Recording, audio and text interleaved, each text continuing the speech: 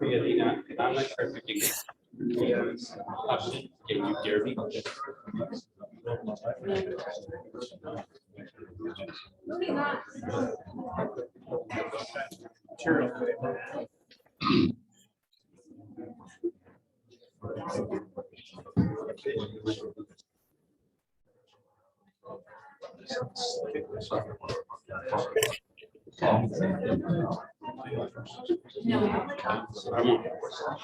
on.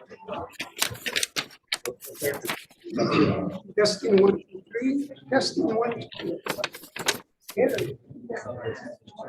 Folks in the audience, can you hear Dr. Martinez? Hello, I'm Dr. Martinez from La Raza Historical Society. And I hope everything works for us, making sure you're going to have good We're audio. trying to write captions, but it's not picking it up. No, I mean, whatever. I just, Okay, we need to turn on the caption. It just says updating caption.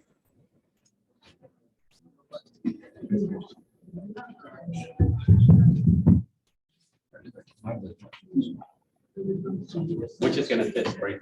testing 1, 2, 3, testing 1, 2, 3. So Ramon is going to start singing in a little bit because we want to try the sound. Ramon, the parent is on you. Do a duet. Testing 1, 2, 3, testing 1, 2, 3.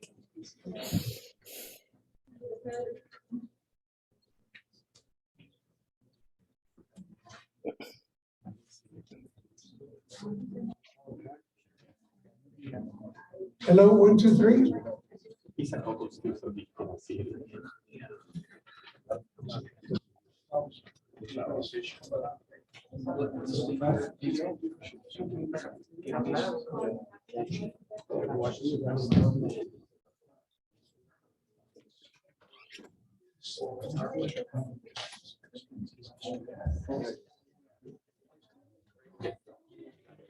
One, two, three. One, Good to go. two, three. Ready? Yep.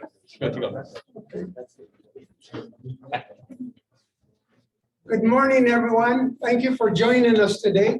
Muchísimas gracias por estar aquí con nosotros. I'm Dr. Ramon Martinez from La Raza Historical Society of Santa Clara Valley. And our basic mission is to collect, preserve, and share the history and contributions of La Raza in our region. You can learn more about us on Facebook, La Raza Historical Society, our website, www.larazahs.org.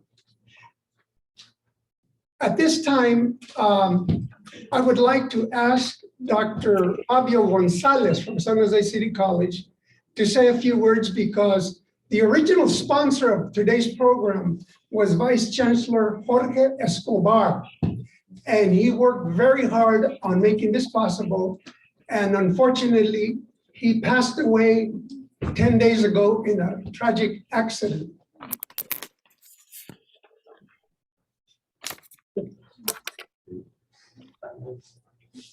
Sure.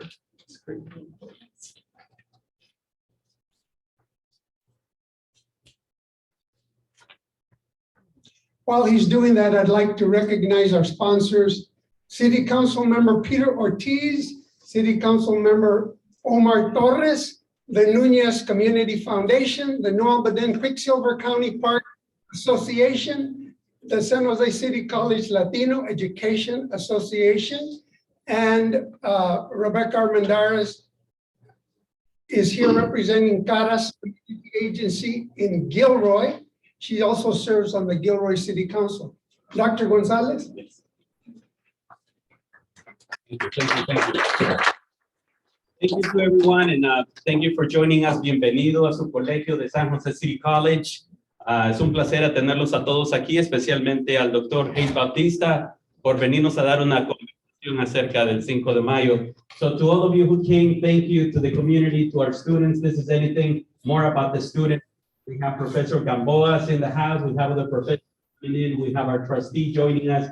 I'm not gonna take away from Dr. Hayes-Bautista, but I did want to recognize our Vice President of Student Services, William Garcia, who joined us as well. And we try to put this together as quick and as beautiful as we could to remember Jorge Escobar, who actually took on this, and then this happened during the time where we needed to get this going. So gracias, Dr. Martinez, and everyone who's here to share his memory, and to the many, many in Zoom, we welcome you as well, y un gran abrazo virtual. Bienvenidos.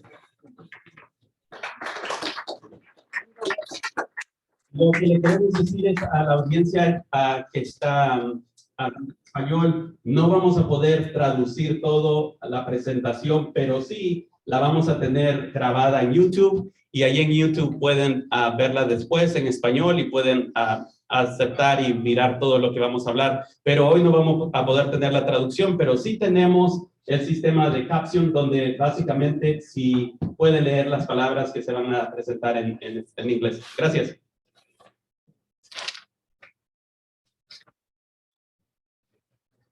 At this time, we're going to turn over the program to Dr. David Hayes-Bautista from UCLA. He's the author of El Cinco de Mayo, An American Tradition. And I just wanted to say that, like everything else, we all stand on each other's shoulders. This whole idea came when Dr. Joel Herrera visited the Casa Grande at New Almaden Quicksilver Mine. And we saw a picture of El Cinco de Mayo being celebrated there in the 1860s. And he said, we're going to have a Cinco de Mayo program in this house soon. So that was our inspiration. Secondly, City Council member Peter Ortiz did a commendation recently to commemorate the Quicksilver miners' strike by the Spanish town workers in 1862. And so struggle for our dignity continues. At this time, I'd like to introduce Dr. Hayes. It's all yours.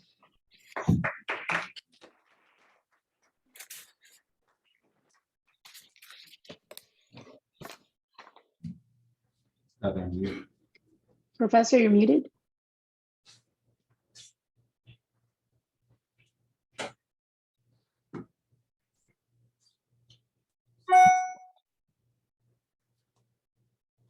Dr. Bautista, you're still muted.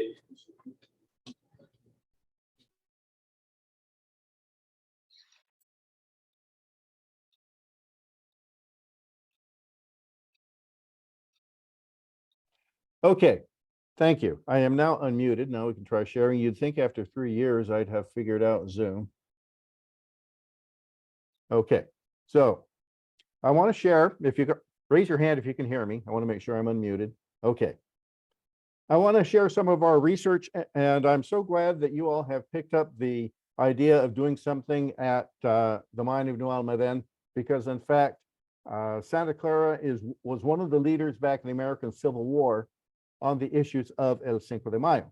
Now, the basic question is, as we move into Cinco de Mayo, it's going to be probably the most celebrated Mexican event, Latino event in the United States. It's celebrated from Maine to San Diego, from Miami to Seattle. But have you ever been in Mexico on Cinco de Mayo? You know what happens in Mexico on Cinco de Mayo? Nada. Nothing, nada, the biggest nada you ever seen. So here is the mystery of the universe. Why do we celebrate the Cinco de Mayo so much in the United States when it is not equally celebrated in Mexico? Well, I can tell you the answer in 30 seconds. And after that 30 seconds, we can just kind of sit back and enjoy, because we know where this is all going. So the first thing we need to understand that Cinco de Mayo is not a celebration of Mexican independence. If it's not then a celebration of Mexican independence, what is it? It is an American Civil War commemoration created by Latinos here in California. In fact, in Santa Clara, in Los Angeles, in San Francisco, in Sacramento, during the American Civil War. And I know right now at this point, a lot of people say, what? Latinos, the American Civil War? Ah, you weren't here. Didn't you just all arrive about 30 years ago? No, we were here since day one. We were here during the Civil War. And because we were here, things turned out very differently than they might have. Now, of course, San Jose, being one of the original pueblo, founded in 1777, has a very deep root with the events that led up to the American Civil War and the events since then. I'm sure we're all familiar with the arrival, and not of the Spanish, by the way, of the Latinos, of the Mexicanos particularly, but there are also Central American and South Americans involved back in 1777 in bringing a portion of Mexican society and identity up to Alta California, to Santa Clara County, that we see some remnants of in the ranchos. That's what's left of the ranchos in Santa Clara County.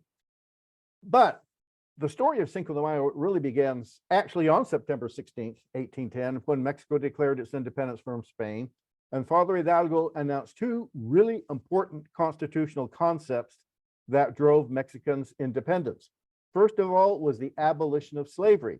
Slavery had been practiced in Mexico, in the Viceroyalty of New Spain, and in the Viceroyalty of Lima for 300 years.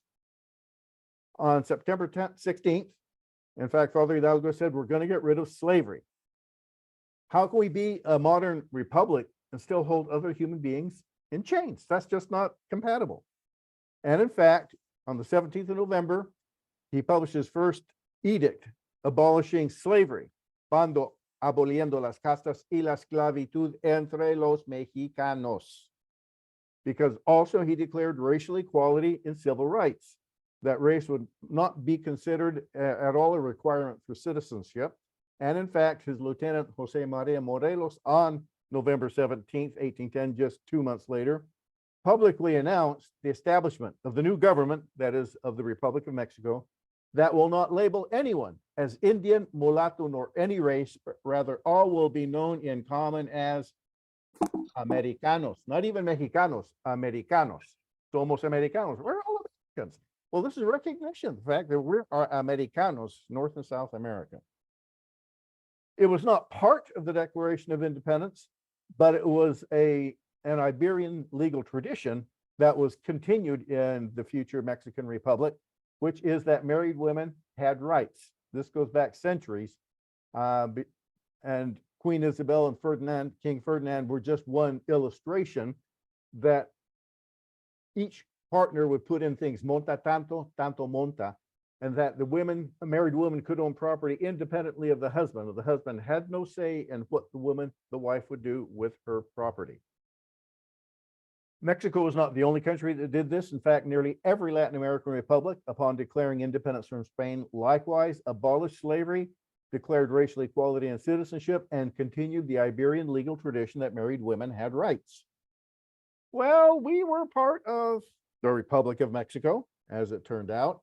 So this was the constitutional framework that Latinos grew up here in California, that slavery was abolished, racial equality and citizenship, and married women had rights.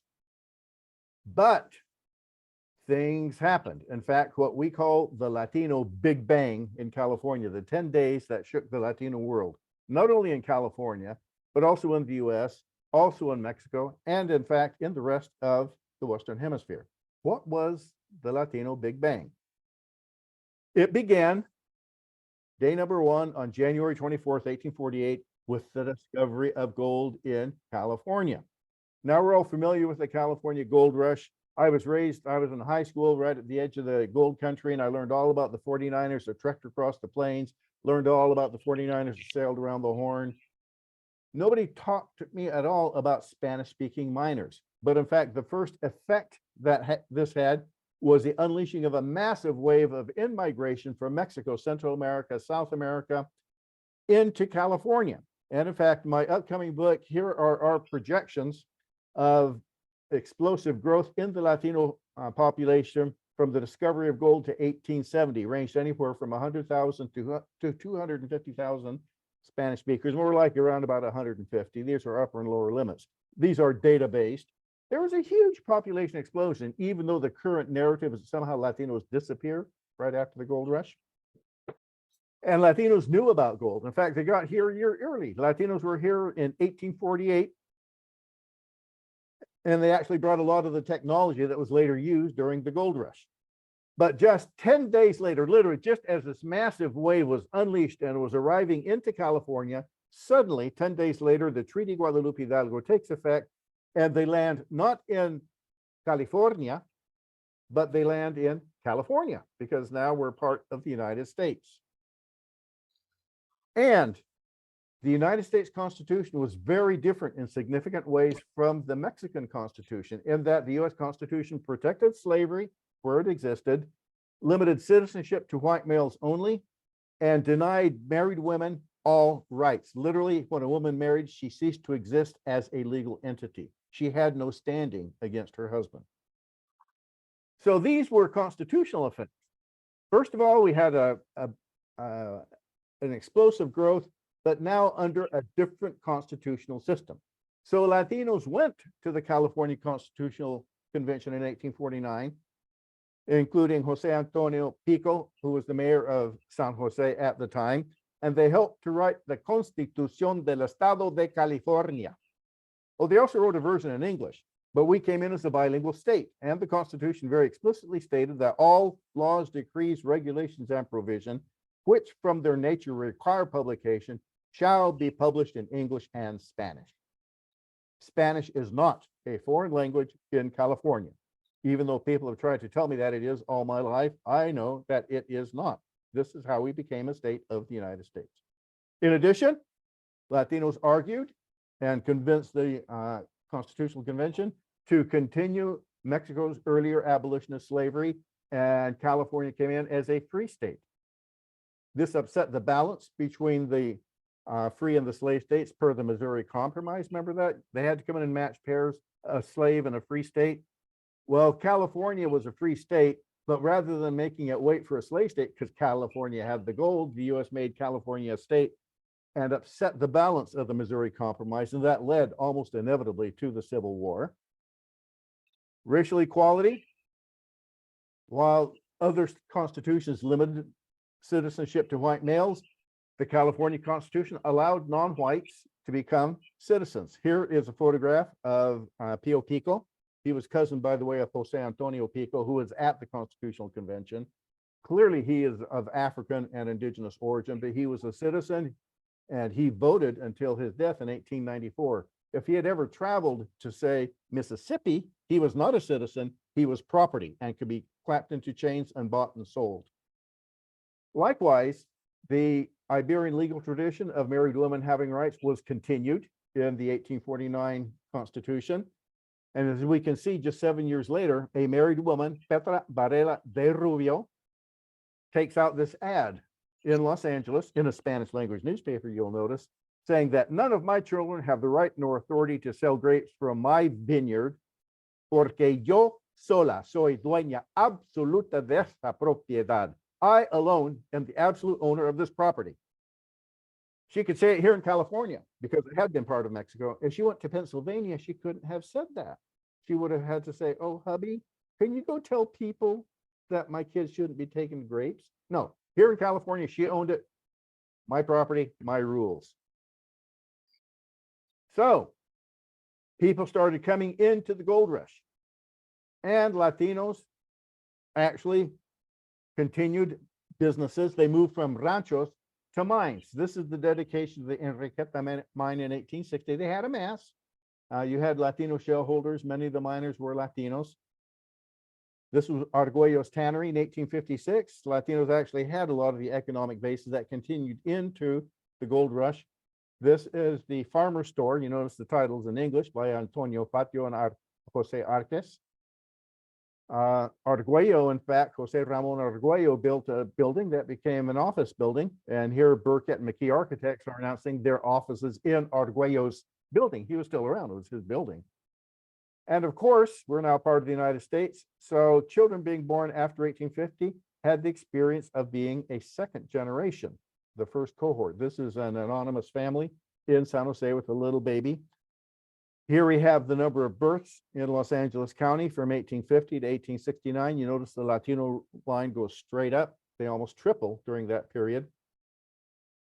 So babies were being born, but unlike their parents, they were US citizens at birth, and they grew up bilingually and biculturally during the Gold Rush and Civil War. Does this sound familiar?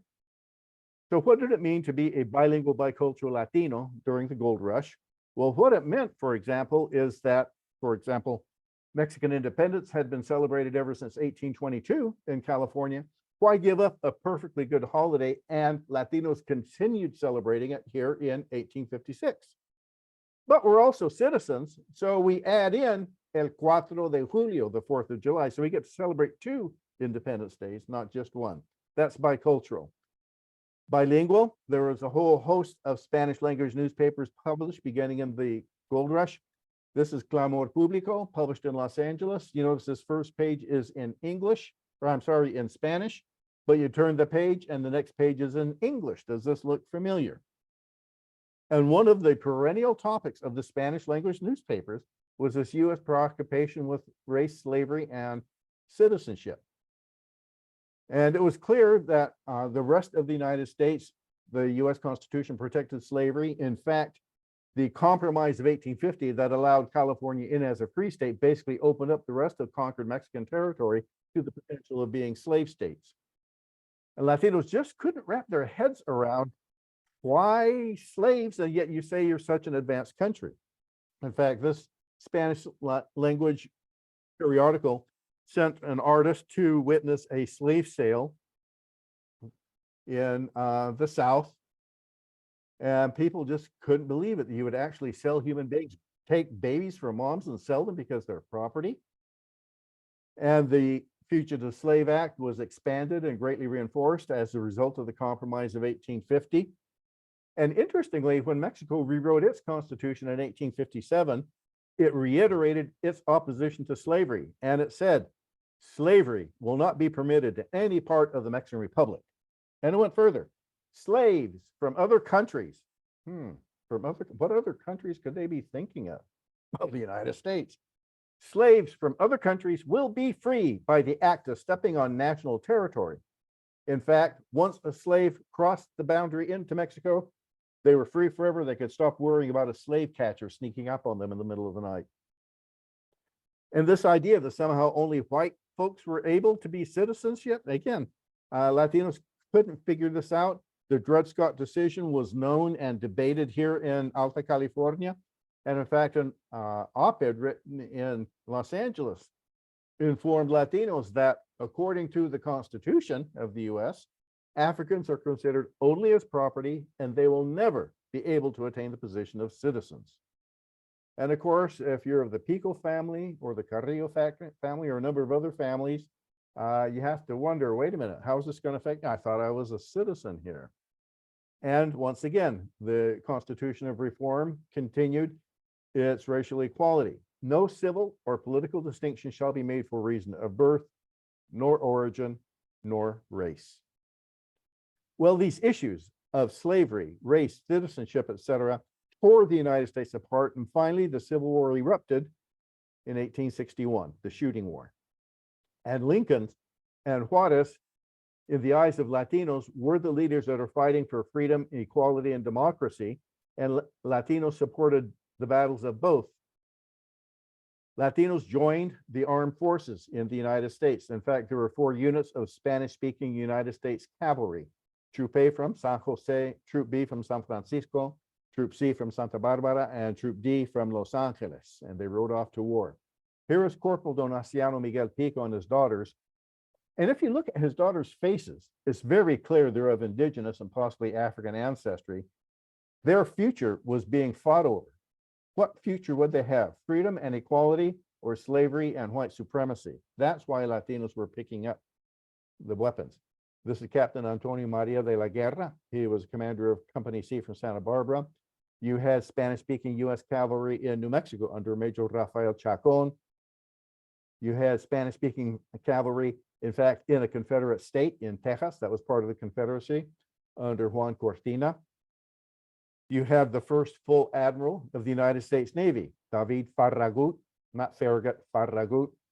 His father was a Catalan, who was the first full admiral of the United States Navy. But from the very first Battle of Bull Run all the way through, basically up until Gettysburg, the Confederates managed to pull out victory after victory after victory when they was not expected. And newspapers were informing their readers in California of defeat after defeat after defeat for the Army of Freedom, Equality, and Democracy, the United States Army. And Latinos began to wonder, oh my gosh, could things possibly get worse? And then, of course, they did. Enter Emperor Napoleon III, Emperor of the French, who was very friendly towards the Confederacy. In fact, French banks sold bonds to support the Confederate dollar.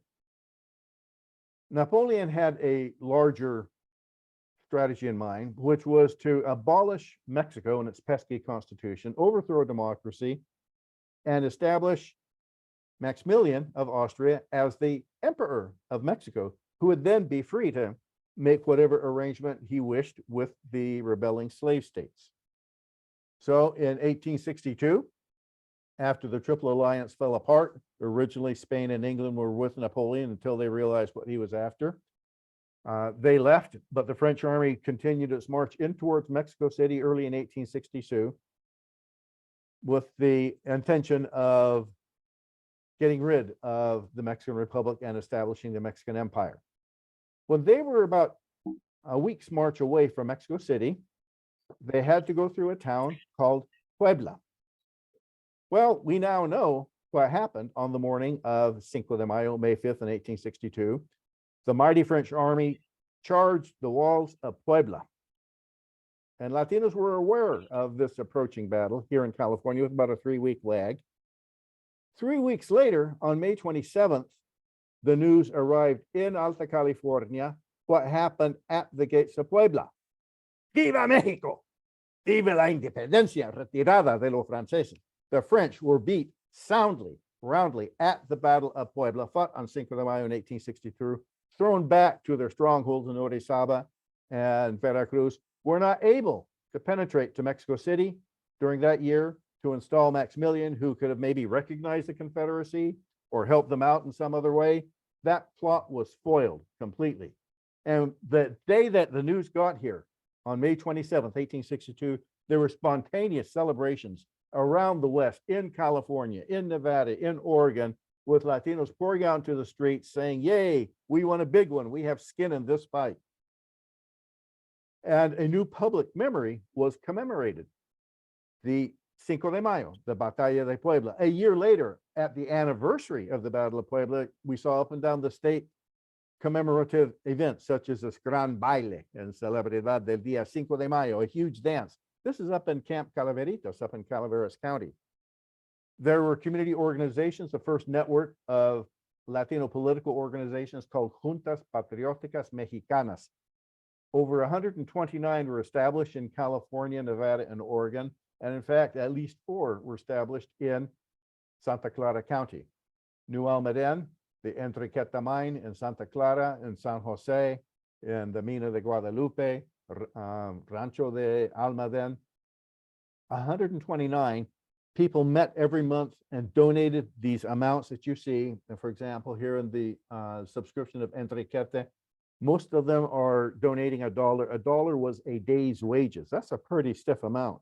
A day's wages, and they would meet every single month, month after month, and people make a day's wages donation. This was very serious support. The money would be sent to Juarez so that he could buy arms and munition supplies in his fight against the French. And Cinco de Mayo was being celebrated, in fact, here in 1865 in La Mina de Nuevo Almaden. Cinco de Mayo was also celebrated in San Mateo and Half Moon Bay in San Mateo County. It was celebrated in Los Angeles, celebrated in Stockton, celebrated in San Francisco. I mean, celebrated all around the state. This was a time when there was the construction of a new public memory, the memory of the Battle of Puebla, used to inspire Latinos to continue the fight for freedom, equality, and democracy. Here is Cinco de Mayo being celebrated up in Hornitos, up in Santa Mariposa County, up by UC Merced. Cinco de Mayo in San Andres in Amador County. Cinco de Mayo in Sutter Creek, also in Amador County, 1865. You can see this was spread around the state, even in Virginia City, Nevada. When Lincoln had to run for re-election in 1864, it was not clear even to him that he was going to win. In fact, he wrote a letter to his successor, should he lose, basically telling him, you read this letter, we've lost the Civil War, slavery's okay. Here's what I think you ought to do. But Latinos got behind Abraham Lincoln. And this is an interesting political ad published in a San Francisco newspaper in Spanish, using the flags of Mexico and the United States to encourage the vote for para presidente Abraham Lincoln. Lincoln won, thanks in part to Latino support. Juarez continued his hold on the office, again, thanks in part to Latino support emanating from Santa Clara County. Finally, in 1865, the army of slavery and white supremacy had to surrender its arms. 2 years later, Maximilian, who had been installed, but a year too late to do any good to the Confederates, was captured, tried, and executed on Juneteenth, 1867. Very, very important date, Juneteenth. And Latinos were able to breathe a sigh of relief that their children would grow up under government of the people, by the people, and for the people.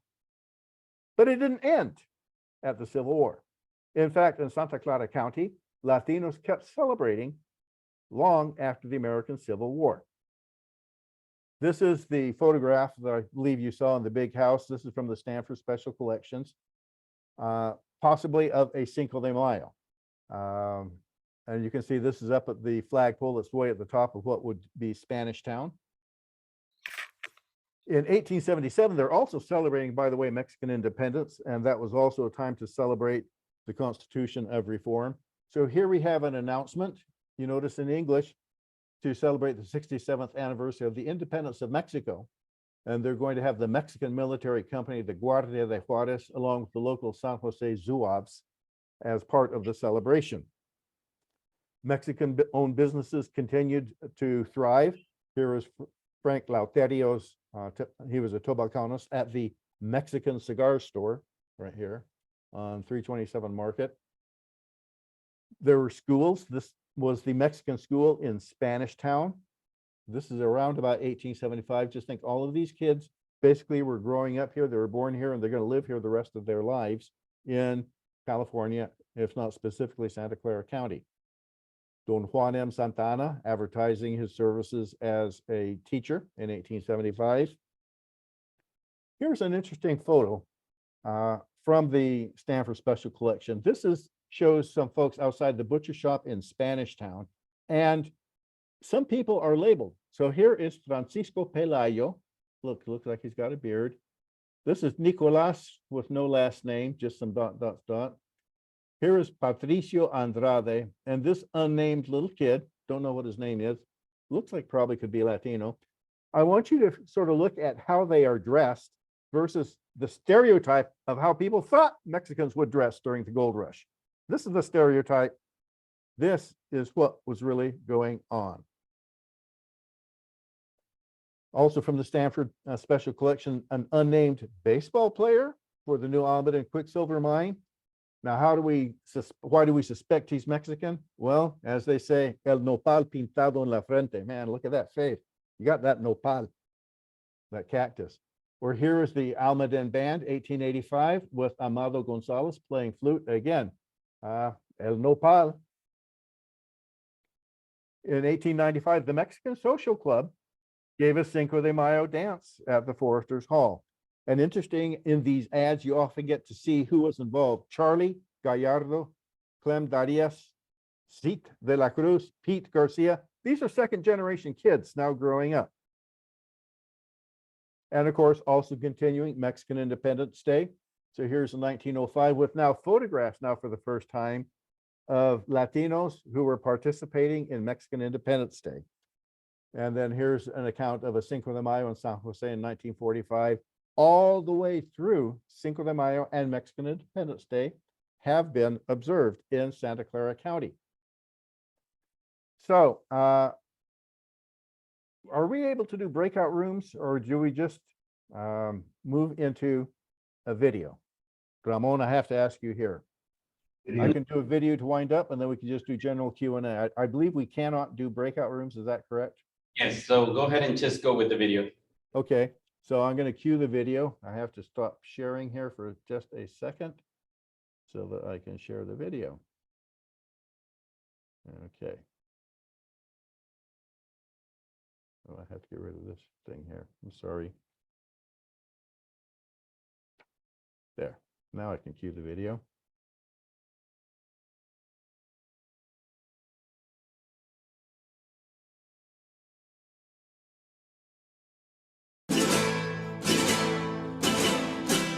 Cinco de Mayo is the most popular Latino celebration in the United States.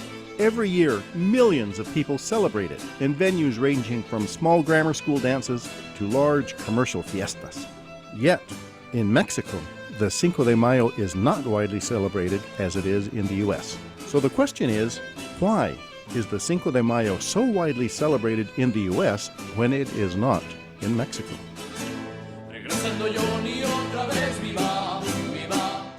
The answer is that the public celebration of Cinco de Mayo was created by Latinos living in the American West, California, Nevada, and Oregon during the dark days of the American Civil War. Wait a minute. Latinos in the American Civil War? What is that all about? During the American Civil War, many Spanish-language newspapers were published in California. In Los Angeles, El Amigo del Pueblo, and for example in San Francisco, El Eco del Pacífico. We can read these Spanish-language newspapers today, and we can hear Latino voices speaking to us from 150 years ago. At times, the voices tell us about Latino daily life, restaurants serving Mexican food, musicians to provide tunes, musical and theatrical performances, births of the next generation, weddings, and deaths. We also hear the voices of Latinos concerned about policy issues that were tearing the United States apart, like slavery and race. When the American Civil War erupted, Latinos supported Abraham Lincoln and the United States against the Confederate slave states who wanted to create a new nation built upon forced labor held in chains. Latinos took up arms against the slave states. Major Jose Ramon Pico organized 4 troops of Spanish-speaking United States cavalry. But from the very first armed encounter of the Civil War, the slave states rode a streak of luck, winning battle after battle, while the Spanish-language newspapers informed Latino readers of defeat after defeat for the United States Army. And then, things got worse.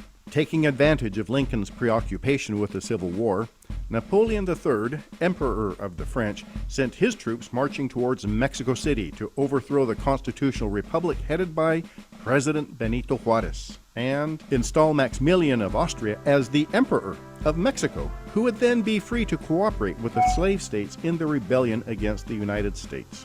But the French troops were stopped dead at the Battle of Puebla, fought on Cinco de Mayo of 1862, and could not reach Mexico City to create a slave state friend south of the border. In California, Nevada, and Oregon, Latinos read the news of the unexpected victory of Cinco de Mayo and immediately began celebrating this first major victory with the Latino music and dances of the American Civil War.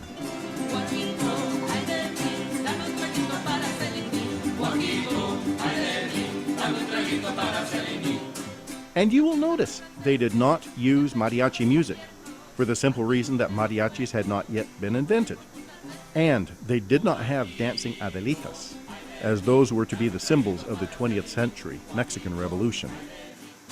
Every Cinco de Mayo during the Civil War, Latinos in the American West would gather in great crowds to hear speeches. On this great day of Cinco de Mayo, we remember the power of hope, the power of the people to overcome great odds.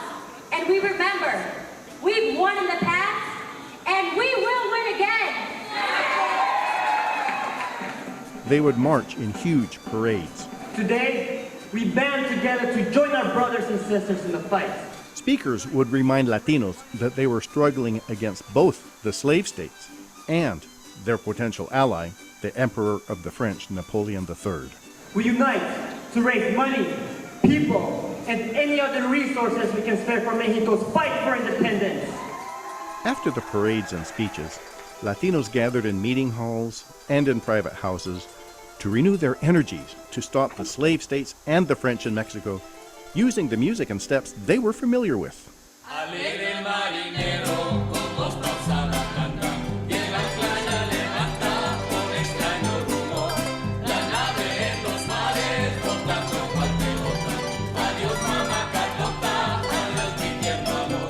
We at UCLA invite you to learn more about the American Civil War origins of the Cinco de Mayo in California, Nevada, and Oregon.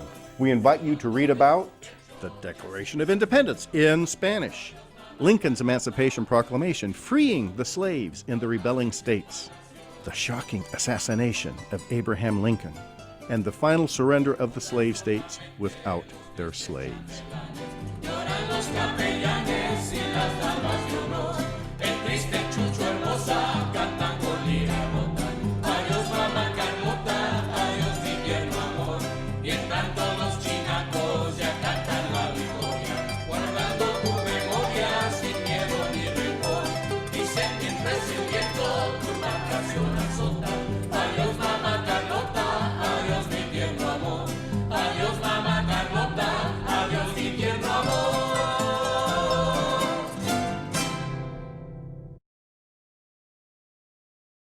And that is why we celebrate Cinco de Mayo. Okay, so if anybody have any thoughts, comments, reactions to what you've just seen and heard? Yes, Fernando. I didn't hear the details of the weather that the French encountered as they attacked Puebla. As I understood in my own reading of it, is that it was a very mountainous area and that there were huge rainstorms that made it very difficult for the French to carry their cannons up these hills. The horses were slipping and falling, and also that the French themselves were suffering from what we euphemistically called Montezuma's revenge. Was that anything that you found in your readings?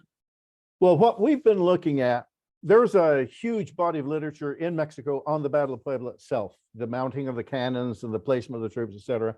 We were interested in what Latinos here knew about, what they were reading about the Battle of Puebla, how they were reacting to it, how it affected them. So there, I can refer to you a whole mountain of information, research done on the Battle of Puebla. I mean, they can tell you how many bullet holes were in the wall of the church, but I'm looking at Cinco de Mayo here. So that's what we were focusing on. But there was a lot on that. Thank you. Thank you. Reactions.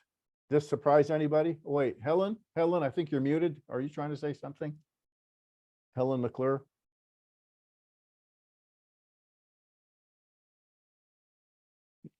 No, you're not. You're still muted. Okay. Jess, Orozco, anybody in the classroom have anything to say? Oh, okay. Kimberly, Dodie. It's Unmute yourself. fascinating. Thank you so much. It was wonderful. Loved it. Thank you. What was the most interesting thing that you just learned about? That Mexico didn't celebrate it, and the reason why it was celebrated here because of what the Americans here were going to suffer had the slave states won. They wouldn't be equal. They would be property. They would be slaved. And I didn't know that. I didn't know that there was so much rich history here because we don't get a chance to learn it in our history. I have gone to, in fact, the Gettysburg battlefield, where the military historians have weighed in. And pretty much they are all convinced that had the French gone through Puebla, taken Mexico City, probably the Confederates would have won the Battle of Gettysburg, even if only they had access to superior French guns and gunpowder. Confederate gunpowder is pretty crappy, I understand, much less any French troops or anything else. And things could have gone very differently. Okay, Bitumbico, if I'm putting my proper accent on that. Bitumbico, Bitumbico. Hi, thank you. Yes, you got it right. Okay. My question is regarding the newspapers, Mhm. Spanish newspapers. Can you give us a little background of like who owned these newspapers? What role did they have in society, and Oh. how influential were they? Oh, very influential. They were the Facebook, Twitter, CNN, you name it, of the time. That was the major form of public communication, was via these papers. They were published in California beginning in 1851 and have been published ever since. They were small, usually 3 and 4 person operations, and they served as a public platform. They not only would have news as it was written up by the editors, and the Spanish language editors use a very different narrative from the English language editors. In fact, I have read a Spanish language, or I'm sorry, one English language newspaper called the Alta California, and a bunch of others, but I read it continuously with the different Spanish language newspapers.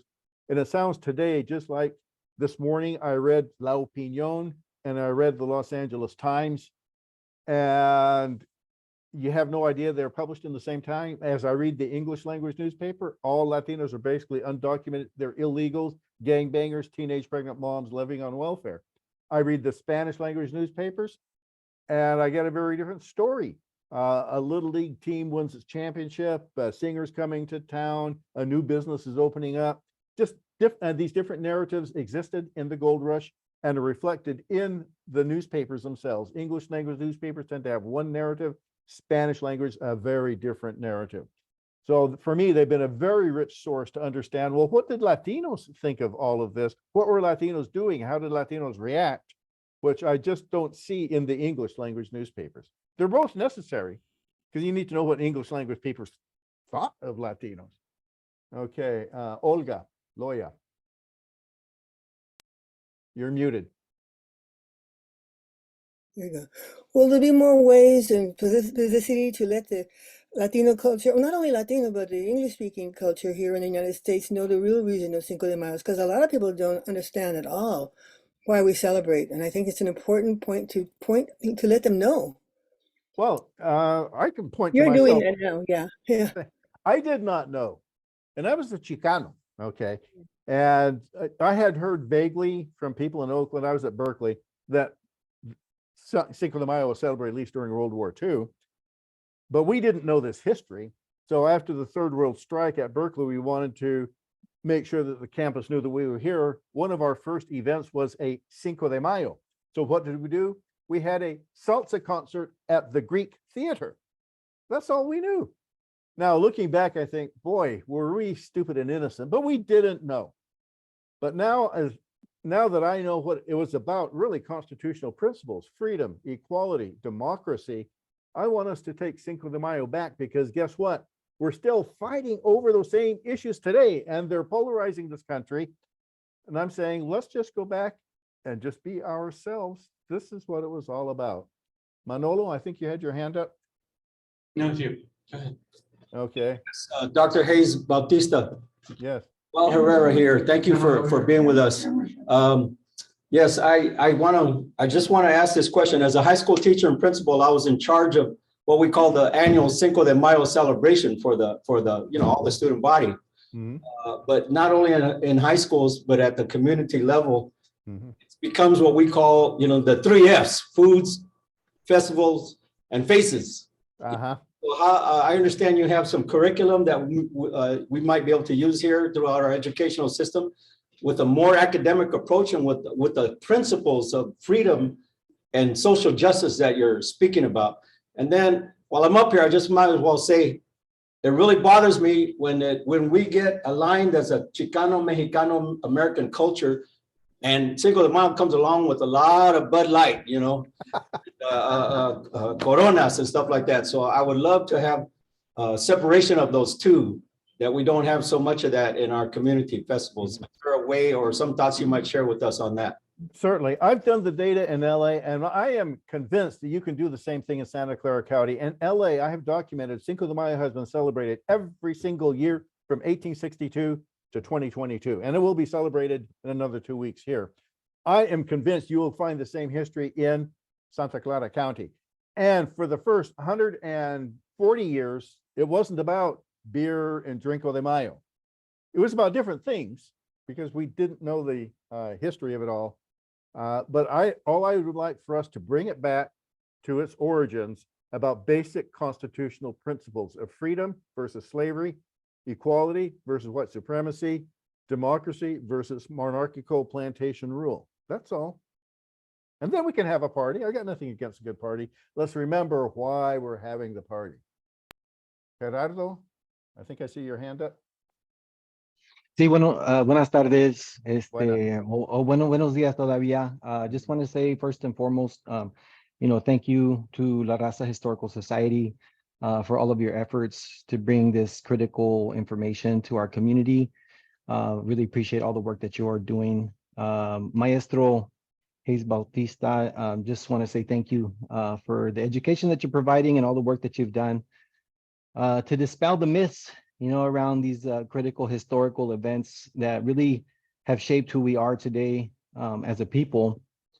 I guess, while I appreciate the historical context around why it's celebrated here, where I really, I feel like, we forget oftentimes it's not really highlighted historically speaking is like who was on the forefront of those lines, predominantly indigenous people. I believe Benito Juarez at the time was the only full-blood indigenous president in the history of Mexico.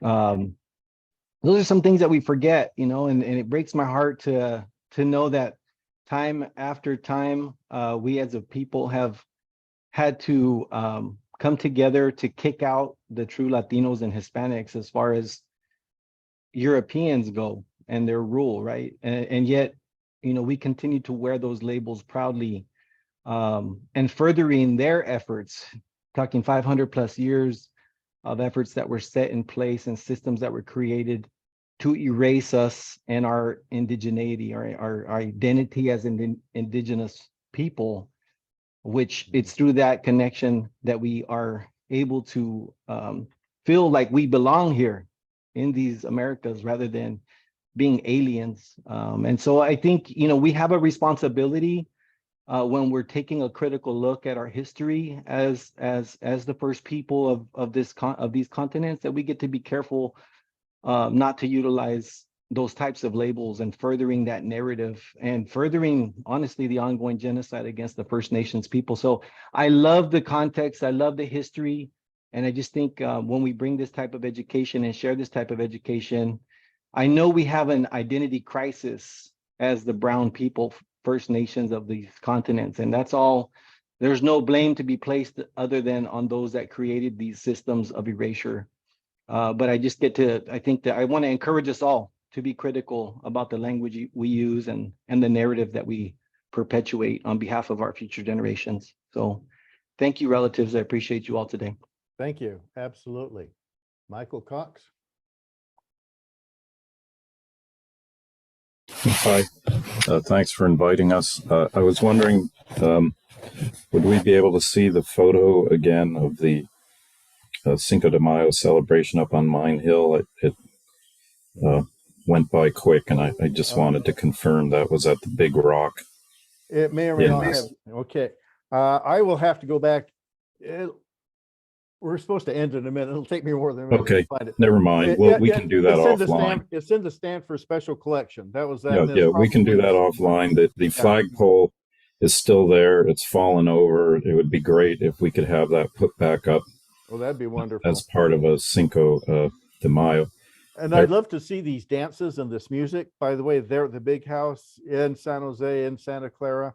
I think that'd be a wonderful activity for folks to get involved in. The speeches and all of that.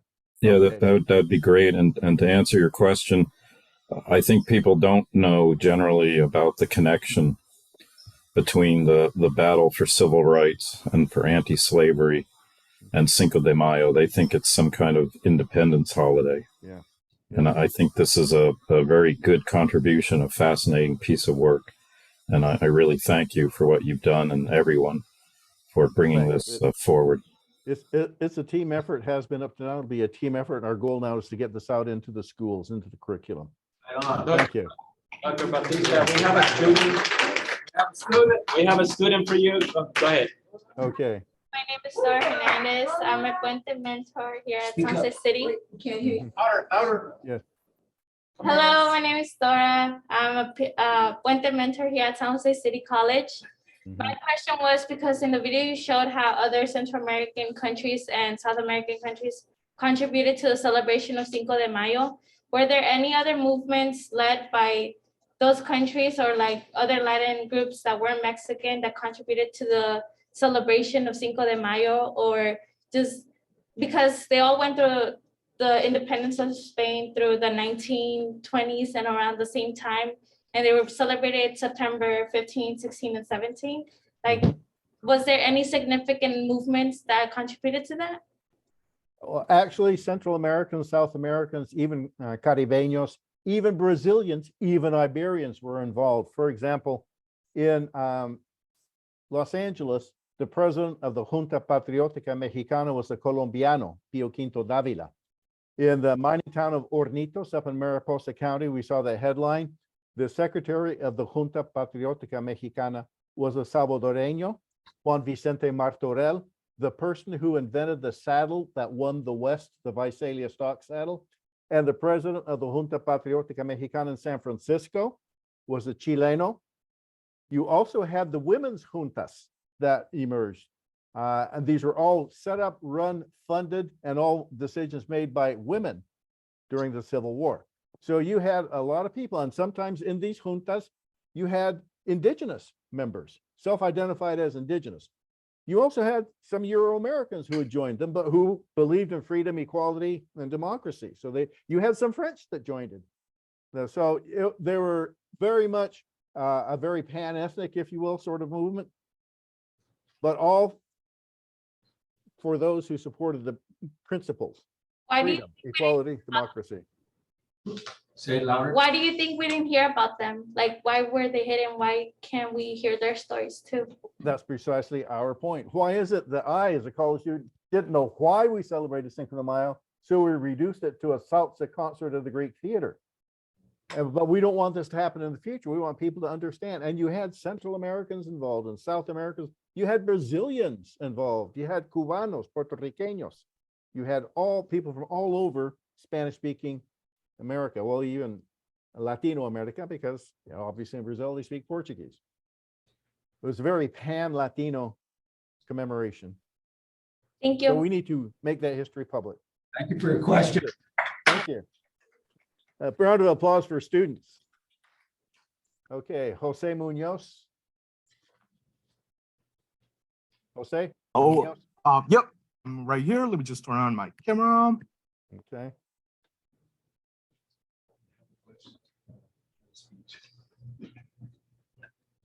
Ándale, Jose. All right, yeah, we're a little bit short. I don't know why it's not letting me use the camera, but I just want to start saying that thank you so much, Dr. Bautista. I feel like all the information that you've given us, there's just so much more when it comes to history. Like I'm from Hispanic country. I'm from El Salvador, which was a little bit interesting with the same that you said right now. I just wanted to say thank you so much for all the information. I have pages of notes which I didn't know about. I feel like there's still so much richness into the history that is not transmitted into the history that we're showing on today. But one of the questions that I have, and it's just out of curiosity, I feel like all of the images that you have from 1865 newspapers, old news, propaganda, all these banners are just so interesting.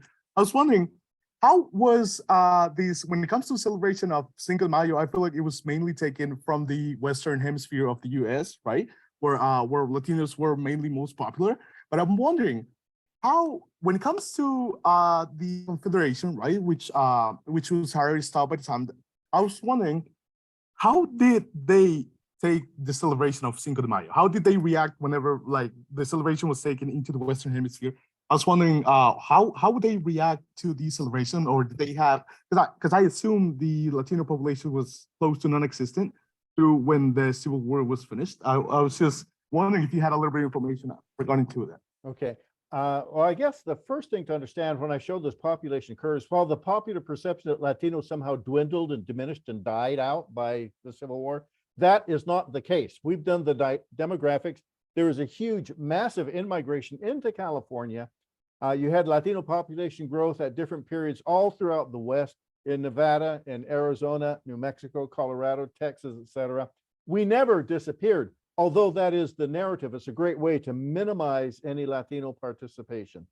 We've also gone to other states like Illinois, New York, New Jersey, Florida. We can show a continuous Latino presence and economic activity since 1513. So you have to ask whose narrative is benefited by basically pretending that never happened. But we were here. Now, what we need to do is understand our own history, take back our own narrative. Part of our issue and part of this generation's issue is that, quite frankly, we do not have our own narrative of our story in the United States. Other people have written the narrative for us. We need to create our own. And I think that Cinco de Mayo should be a central piece of this because it shows how we were involved in these basic constitutional principles and how we took action. And we continue to grow in population after the Civil War as well. Right. Okay. Okay. Andres. I don't see a last name, just Andres. We have Maria here, okay. Bautista, so she's going to address the question. Okay. Welcome, Dr. Hayes-Bautista. Yes. First of all, I want to say thank you for your amazing research and your presentation today. And I want to say too that I know about your work back in the 90s of the changing demographics in the United States and in California. And that started an amazing movement in the health and mental health field and many other fields. Now, I wanted to ask, can you share with us, because you've done this research, you've published a book, can you share with us what is the new movement that is going on today, any place that you're aware of related to Cinco de Mayo?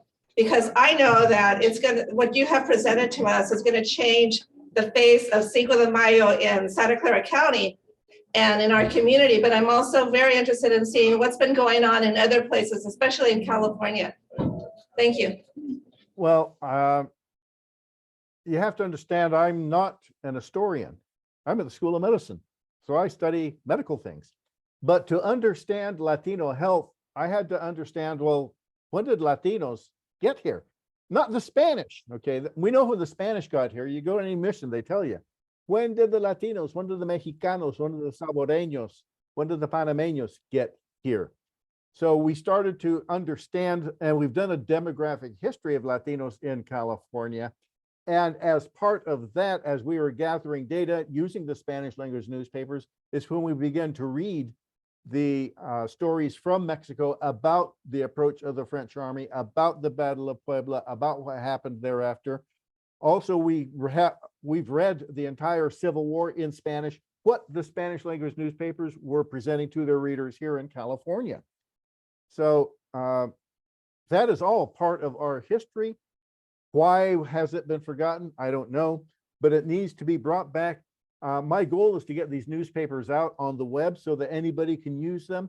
We're going to be talking later to some educators here from Santa Clara County who want to share our data that we've done with the Juntas Patrióticas, with the census, so you can pick it up.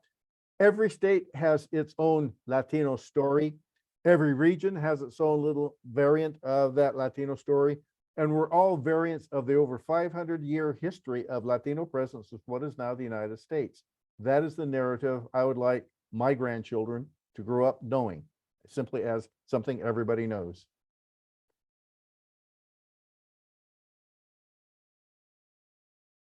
Any more hands?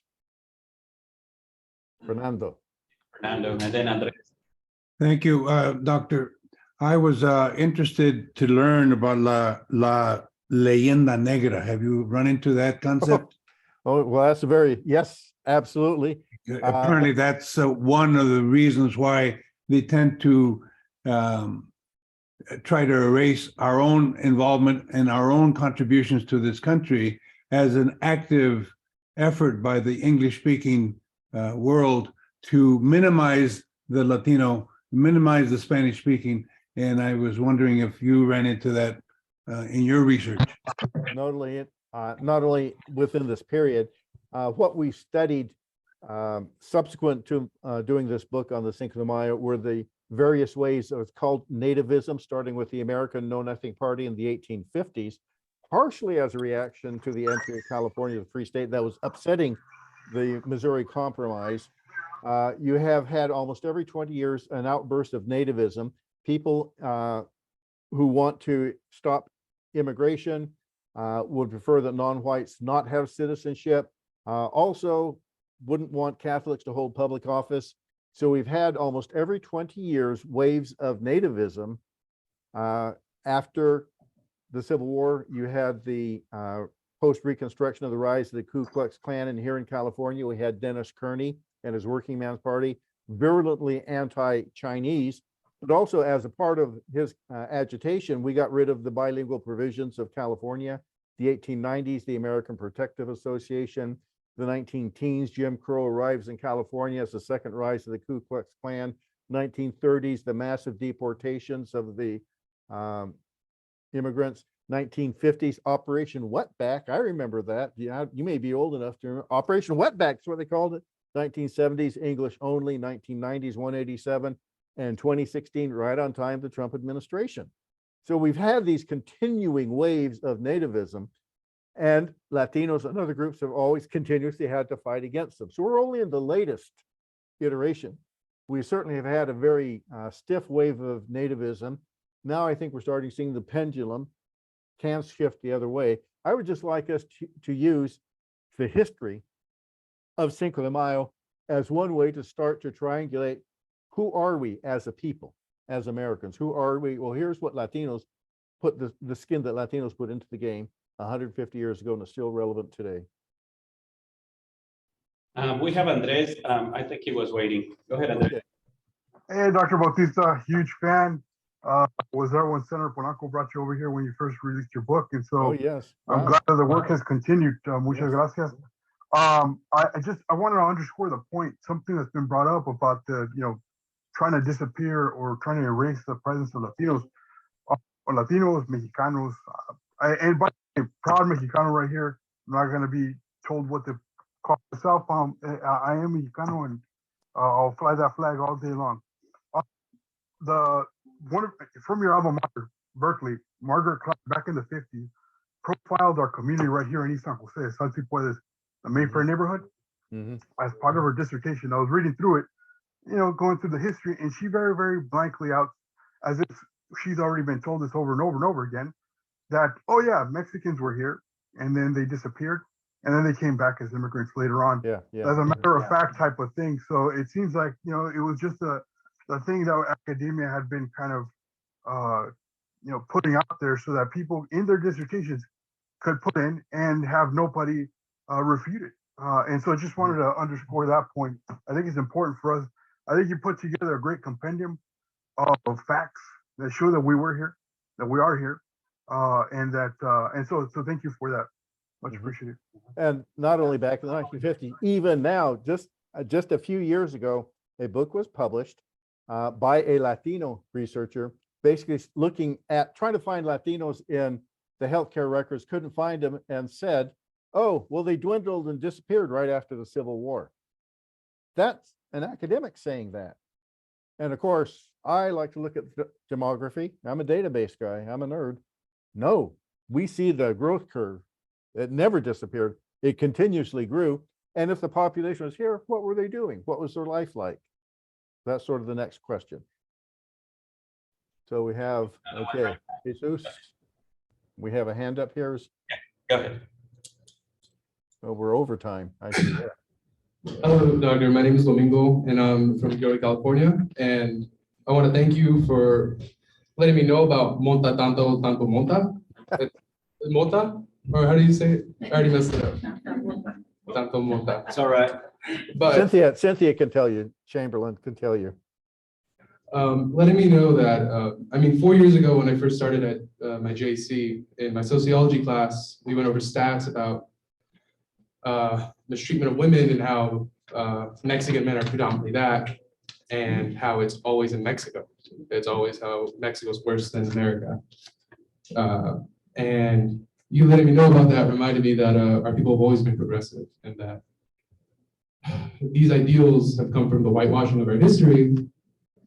And so I want to thank you for that. But also my concern is with our intersectional history in America, do you ever see it fully coming out?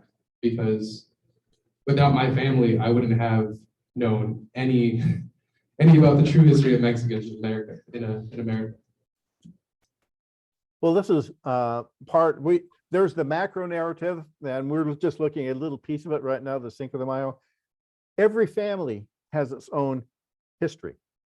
So it's important that we understand our own families. The stuff that when I was a kid, I would hear and I would just ignore it. There's just family stories. Now I'm vitally interested in recovering because there's a lot of history there.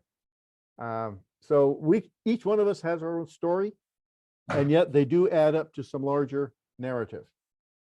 Okay, Jesus, we have another, question from the floor.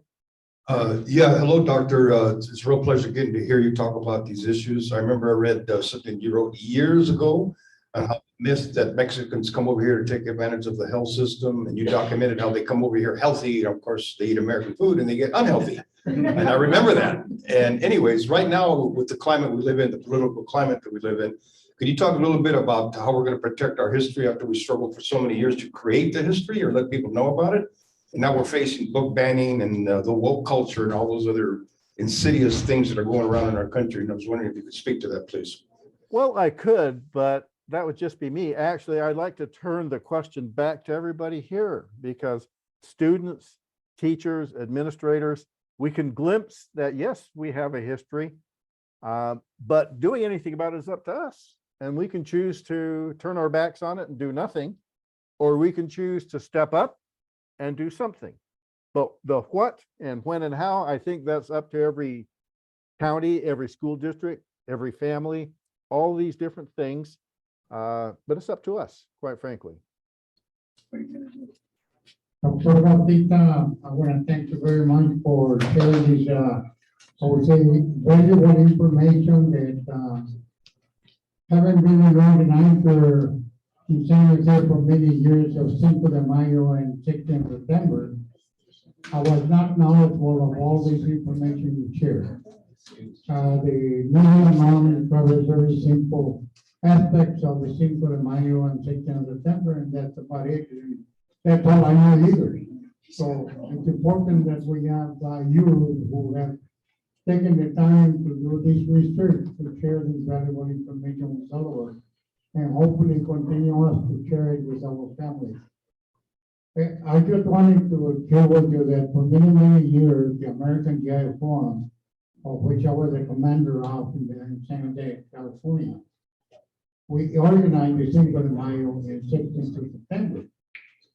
The Cinco de Mayo became the largest activity in the whole country. We had up to 450,000 people in one day here in San Jose in the parade and in the festival areas that we had in circles for the people to enjoy themselves. But it has become a commercialism business actually instead of a celebration to honor what took place many, many years ago. And what happened was that it was beginning to cost too much to be able to host that facility downtown. And the police got scared and said that they didn't have enough police officers to prevent an event if something was to happen with 450,000 people downtown. And say on the Cinco de Mayo, approximately 2,000 people in the 16th of September. So it became difficult to continue to organize these festivities because of the high cost, and at the same time, they have asked us to lower the number of festivities that we had from 450,000 to about 200,000. Wow. Thank you so much for the information, and I really enjoyed it. Thank you, Victor. All right. First of all, let's all thank the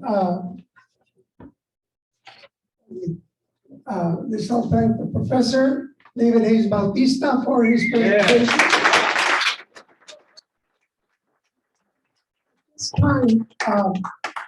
time, we're gonna move on because we're actually gonna get back together with him in this room, but it will not be virtual.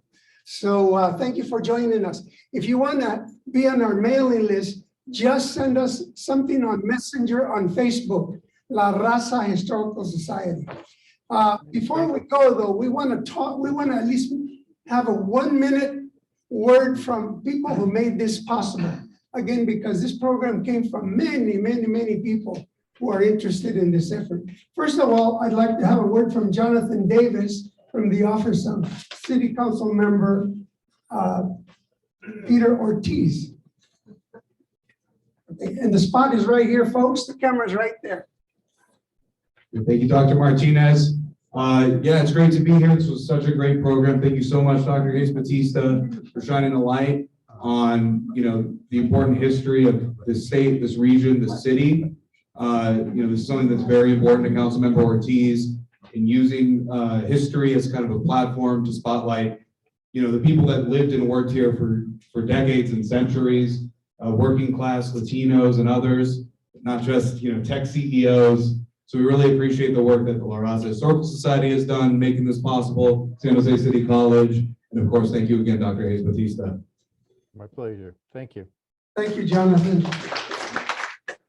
Next, I'd like to have, I want to recognize that the person you heard speaking a little while ago is Victor Garza from La Raza Roundtable, who's been working for community issues since way when. Actually, I remember the actual year because I was a student. That's when I became a freshman at San Jose State, 1969. He was organizing the roundtable. That's history. Man, you're historical, bro. Anyway, I also want to make sure you know that Maria Fuentes, who made a comment, trustee Maria Fuentes from the board. At this time, I'd like to have a word from one of our other partners, and that's New Almaden Quicksilver Association, Terry Johnson. Almaden mine. Thank you. It's nice to be back to my at my JC. I spent 4 or 5 of the best years of my life at this fine 2-year college. Oh, yes. So I'm the president of the New Almaden Quicksilver County Park Association, otherwise known as NACWPA. And we had the privilege of getting to know La Raza Historical Society about a year ago through the Santa Clara County Preservation Alliance. And from that relationship, we're jointly trying to elevate the history and awareness of the Mexican mining community in New Almaden, Quicksilver Park. And there's a lot of things that we have on the table right now trying to do just that. And thank you, Dr. Bautista, for your presentation. This has been personally fulfilling for me as I get to work with some fine people with La Raza and Dr. Bautista. I was born and raised in Santa Clara County, but never learned a lot of these things that I'm learning now at age 66. So thank you for that. And I'll turn it over to Ramon. Thank you. Thank you. I know you might be getting a little tired of seeing all these men over here. So right now I'd like to have a word from Andrea Lopez from the Latino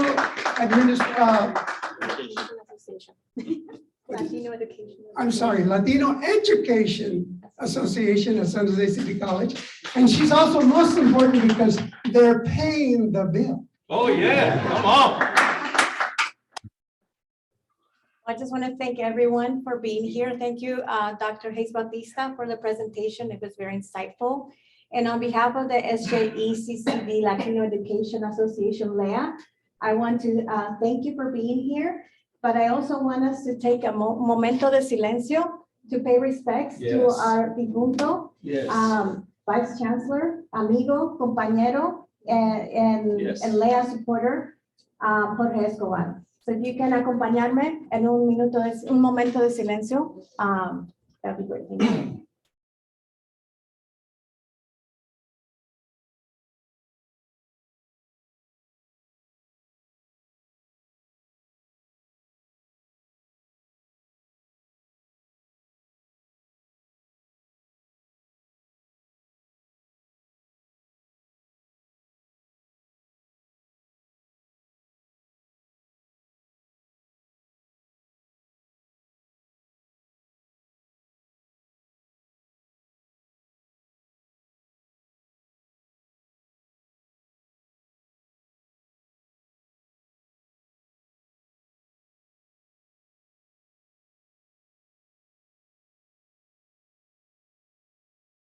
Gonna spin in circles here, as well as a member of the Santa Clara County Historical Heritage Commission alongside Terry, and our newest member, Dr. Ramon Martinez. Come on. Just nice to have him on there. And I also want to thank Dr. Hayes-Bautista. That was amazing, and I know I have a new book to read, so.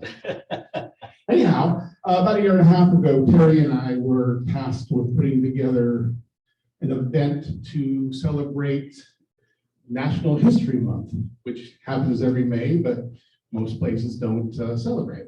So we decided, we had a little subcommittee trying to put something together, and it spun way out of control. And it was awesome because we got a lot of, we basically formed an alliance with San Jose, History San Jose, Landmarks Commission, Preservation Alliance.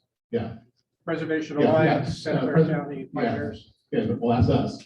The PAC San Jose. And we've just been joined by, California Pioneers. We've just been joined by the Saratoga Historical Foundation, as well as the Campbell Museums. Anyway, we're inviting more people to join us. That's going to be great. We have an event on May 19th. We actually started last year, an award ceremony, just to get people involved. So Tickets available at PAC San Jose. that's right, PAC San Jose. No, preservation.org. If you can just go to preservation.org, May 19th, 7 o'clock, History San Jose. We're going to have a really great celebration. Ready? Thank you. Thank you, Bill. I said earlier that the dream of having this conference, and somebody said, we're going to need to celebrate Cinco de Mayo at the Casa Grande in all the dance. I'd like to have Linda Will, who's the Casa Grande? She's the interpreter for Santa Clara County Parks and Rec Department that run Casa Grande. So here's Linda. Thank you, Ramon. Thank you, Dr. Bautista. I really appreciate the invitation and the opportunity to collaborate with you and all of you. Before the pandemic, me and my park interpreter, Victoria, we started doing more research into the residents of Spanish Town. And during the pandemic, we were able to update our interpretive text in the museum to include a lot more information about the Spanish Town residents, the disparities in the work, the disparities in the salaries, and the contributions that they made to the community. It's very important to us that such a large population on the Hill gets recognized and represented more than what we have done in the past. So to meet up with Ramon and Manolo and to work with Terry, with Nakopa, and Veronica Jordan, who has been doing genealogy on the Hill for the last 20 years. We are really hoping to make a lot of inroads into that Spanish Town story and making it that we can put it into physical exhibits down the road. Our exhibits at the museum have been there since 1999. They are outdated. They tell a very one-sided story. And it is our hope that through these discussions that we can create something that is more multi-perspective and more representative of this community. And putting a flagpole on the Hill again, that would be great. Having another celebration. We have lots at the museum. When we're open, please put your hands together and pray for the Casa Grande that it gets open soon. Yes. Thank you very much, Dr. Bautista. Person I would like to have say a word is Derek Grasty from the NAACP and the Black Kitchen Table. Black Leadership Kitchen Table. Black Leadership Kitchen Table. Gotta keep learning. Well, thank you. Well, Dr. Bautista, thank you very much for your very enlightening presentation, which is gracious. Your presentation certainly highlighted a lot of things that are going on even today, that Blacks and Latinos have common interests, common goals in terms of equality, equity, civil rights, and we need to continue to fight and work together more because united we stand. Thank you again very much.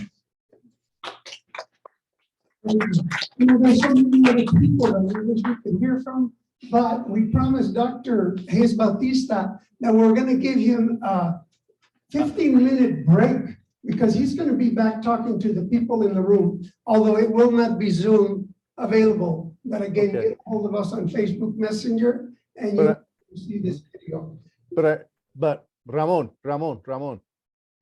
if we're going to be, I'd like to acknowledge a couple of people here as well. I'd like to acknowledge Cynthia Chamberlain, who's our center historian, who is a veteran teacher of high schools in San Jose. Seda Greenwood, who is our chief of staff, Adriana Valdez, who's pulled everything together. And I'd also like to thank our sign language interpreter, Monique. You have been doing a great job, Monique. A wonderful job, and you haven't flagged one instant. Thank you so much. Thank you, Dr. Bautista, and we'll see you in about 15 minutes. Okay. You are hereby authorized to leave for 15 minutes. Okay. All righty. Before we leave, You don't met have a lot to of do us. Zoom, Dr. Bautista. We're exiting everyone else. Okay. So I stay on? Yes, stay on. Okay. But I can Mute. go do a bio break and get something to eat. Okay. All righty. Thank you. See y'all soon. I don't want to leave without you at least hearing the names of the other members of the La Raza Historical Society board that you haven't heard from. One is Dr. Joel Herrera standing there, Dr. Gregorio Mora Torres. He's going to be at De Anza College on Saturday, May 6th, 1:30 p.m. free food. My students, De Anza College, 1:30. Bert Garcia from our board. Raise your hand, Bert. Dr. Consuelo Rodriguez. Hello. Hola. I think all of us had, Dr. Manolo Callahan.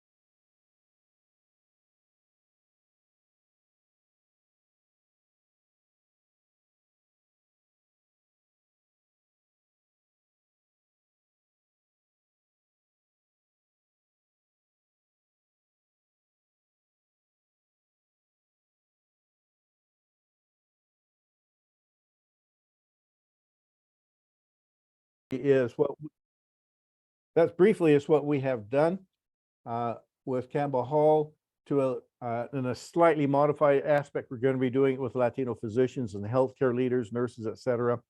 And so we'd like to bring this experience to the world of teaching, primary, secondary, post-secondary, because there's all of our teaching institutions are still facing that same narrative, including UCs, including UCLA. It's going to be a Hispanic serving institution, quite frankly, hasn't got the foggiest idea what to do. And we say that has implications for the very research that you do, the very theoretical models that you use, the very methodologies that you use, your analytics has implications for all of that. We're going to help you. So let me just quickly get rid of this. So here's, we want to help people find their voice so that La Raza Historical Society, the educators, we'd like to work with you. And to the extent that we can help you find your voice, find your vision, help you empower others, that's what we're here to do. We have a lot of content we'd love to share as well, so that you can localize this. I think Santa Clara County is one of the key counties to understand. The first Pueblo, 1777, all the way through Silicon Valley. We did, by the way, the GDP for Silicon Valley about 2 months ago. That's a fascinating situation there. So I want to just share one more piece that I think you should have in your inbox. I mentioned that we have the lists. Remember when I showed the list of the Juntas Patrióticas in Santa Clara County and New Almaden and Santa Clara, San Jose? Cynthia has actually collapsed all those lists and tried to weed out duplication or duplicate names. And she has, what did I do with it? I think there. Okay. Let me put on my share screen for just a second.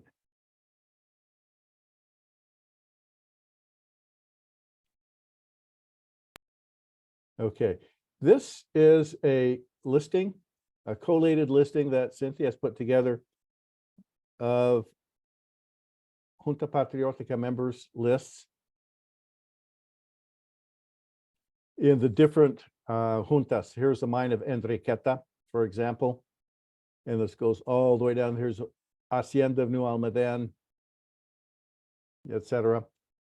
There are 1,309 more or less members between 1962 and 1964. Let me put that in context. 1,309. These are just the people that stepped forward, said, I'm going to donate, etc.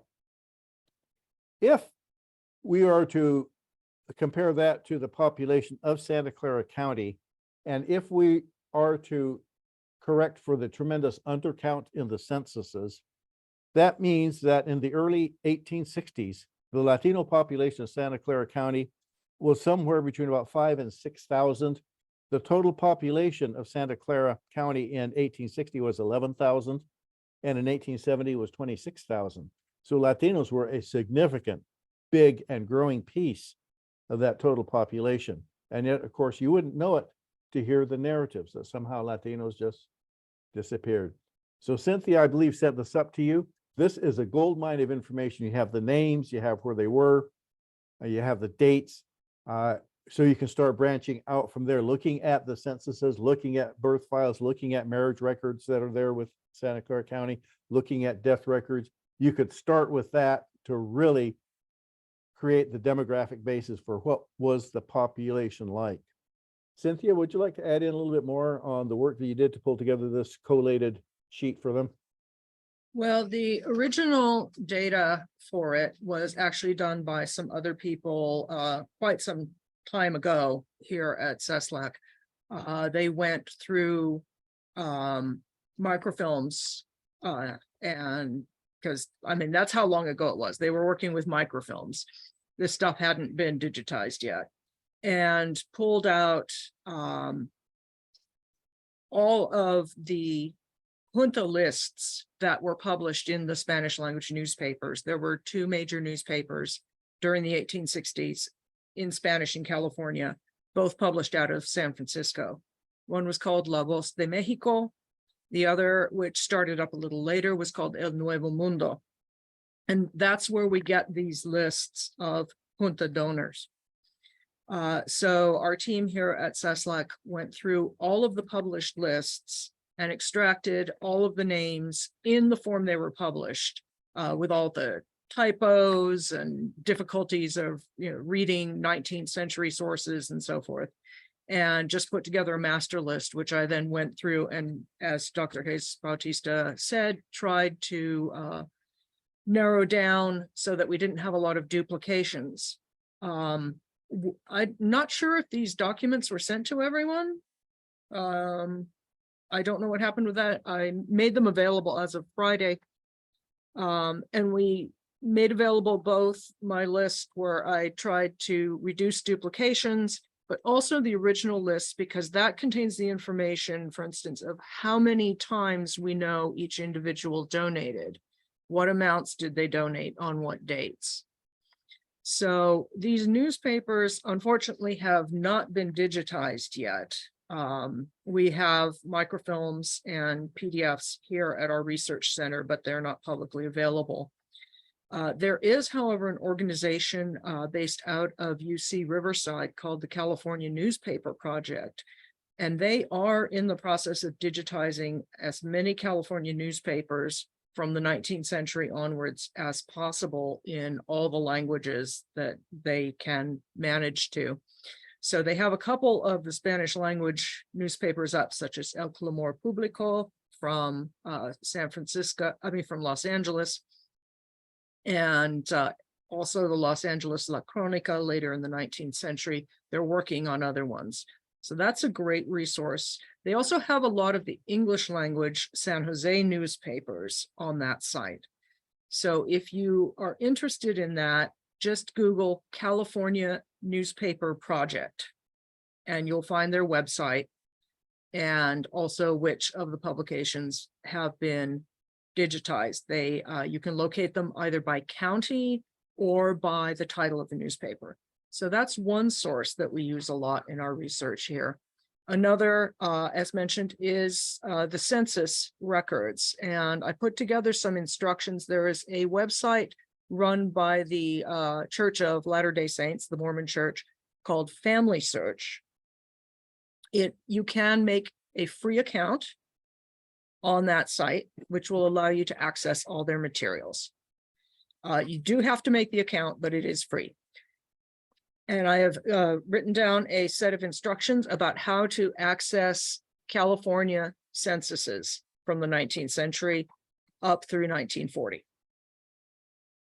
So if that material has been sent on to you, I don't know if someone can confirm, has that been done or not? Okay, can we resend it to whom should we send this? You, Ramon? You, Manolo? I'd like to send it to one person so that one person can get out to everybody else. Manolo. Yeah. Manolo, you're our person. Okay, Okay. we'll send it to you. Send it to me. Yeah. Okay. Okay, so we'll send it to you for distribution. There'll be probably a couple of emails with a number of attachments. So those newspapers are a great source. The censuses are a great, though flawed source. There's a substantial undercount. There always has been in the US Census, and in the 19th century, it could get pretty bad. Also, the 1850 census for Santa Clara County no longer exists. It was lost. So you really have 1860 forward. There was a state census done in 1852. It's pretty terrible. That is also available on the Family Search site. All of the censuses are available there. For people interested in more research, perhaps you become interested in a particular individual, a family of individuals. You can also look into various archives.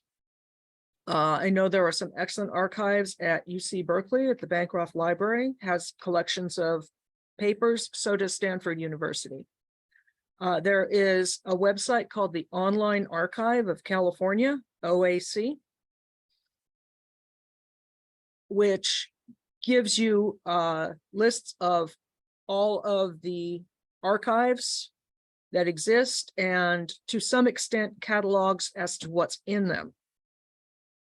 So if you're interested in doing further research, I advise, go through, look in there. You can put in various search terms. Also, if you have local archives, for instance, in Los Angeles here, quite a few of the county legal records are at the Huntington Library. I work with those quite a bit. There are also a lot of collections of family papers and more legal records at a center called the Seaver Center for Western History Research at the Los Angeles County Museum of Natural History. So museums and other institutions in your area may have collections of papers that you can use to do really in-depth research. I really like the legal records because a lot of people weren't very literate or didn't value written records a whole lot. I mean, if you think of all the paper you have ever thrown out of your house in your lifetime, you'll understand that a lot of things don't get kept. But legal records are a way of accessing people who didn't keep written records of their family. People appear as defendants, as those bringing suits, as witnesses. There's a lot of detail about daily life. When there's a witness being questioned, they would ask, what's your name? What do you do for a living? All right, so where were you when you saw what happened? Tell us in detail. Excuse me. So legal sources are a great source of daily life information, as are the Spanish language newspapers. We have done a little curriculum development here at CESLAC, but not yet in any systematic way. We've put together a curriculum package that we call Cinco de Mayo in a Box. We made this a number of years ago, aimed it at roughly 8th grade level, but it can certainly be upscaled or downscaled for other grade levels in the K through 12 system. It contains a teacher's handbook, maps, photographs, the flags of the US and Mexico as they looked at the time of Cinco de Mayo. Also music from the period. And that is something that, for instance, a school could use in putting together their own Cinco de Mayo celebration. We want to develop further curriculum aimed at other grade levels and also post K-12 education. But we're working on that right now. We don't have a lot of it just yet. We're working on that. We've also made some museum exhibits, sort of pop-up museum exhibits, using banners that you pull up, and then we have a QR code to an accompanying pamphlet on several topics, such as married Latino women's property rights. We have a whole exhibit on that. We have one, the ancestor institution of UCLA was the state normal school at Los Angeles.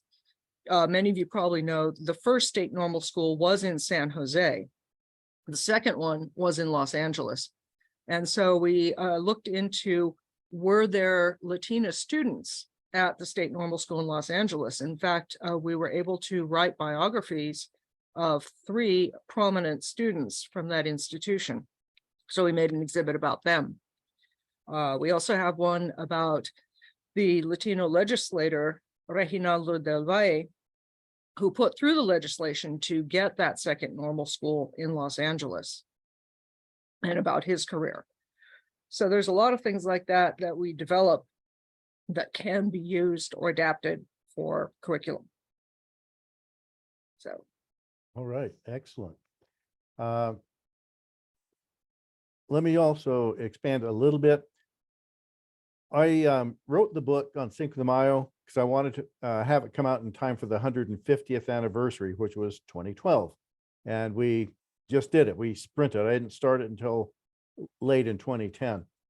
once we had finished the book and we knew that the 150th anniversary, we wanted to do something.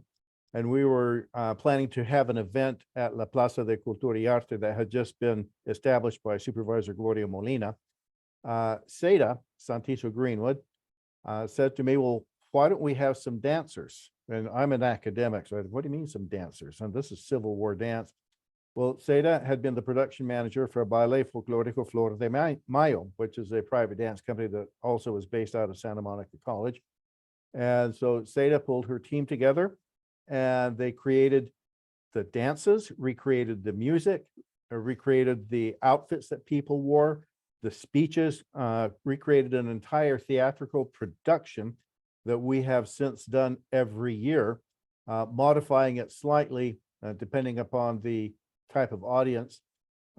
Since then, Adriana Valdez was a young dancer in 2012. Now, 11 years later, is executive producer of our teatro and the dances.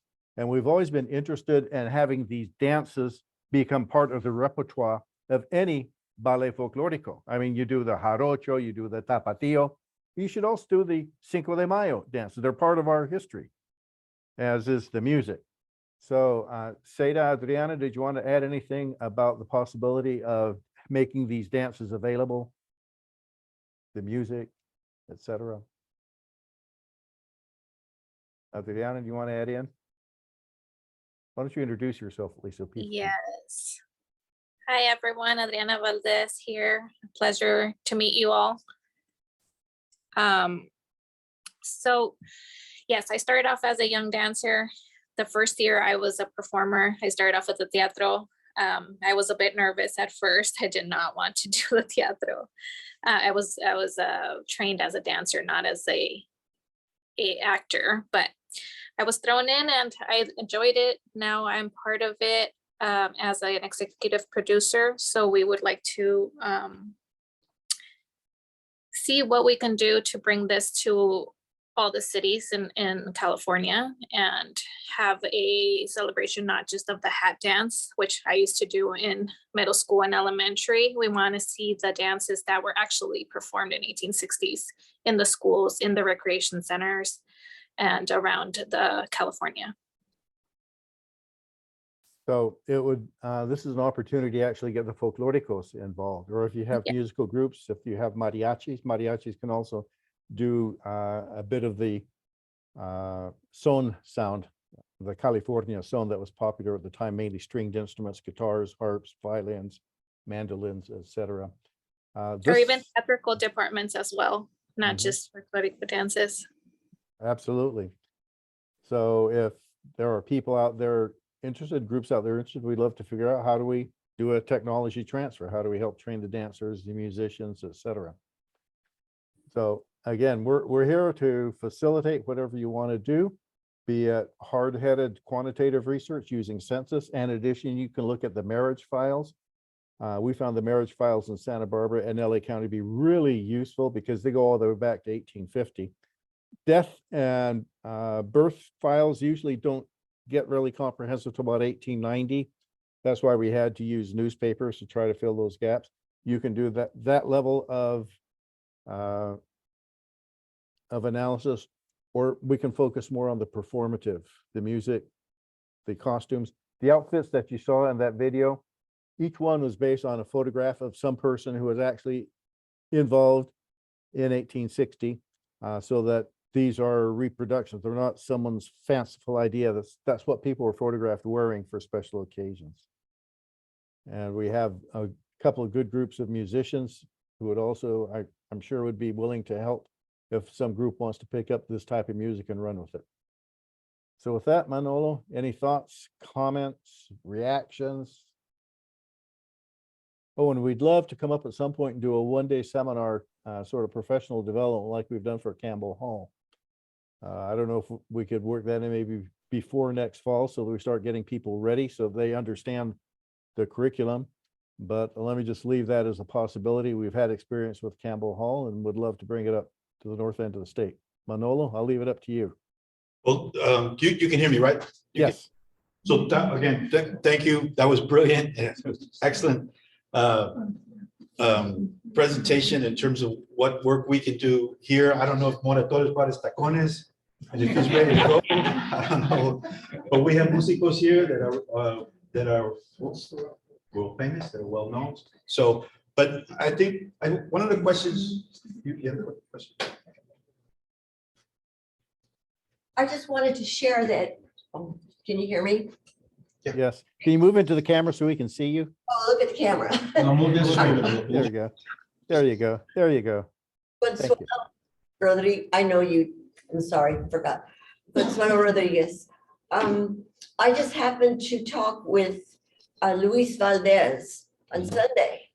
And I'm just wondering if there's been a connection with you two, given the kind of history in San Juan Bautista, and also with the, not just dancing, but the history that comes out. And he's really been extremely busy, but he said he'd be interested in working with us here at La Raza Historical Society. Oh, yeah.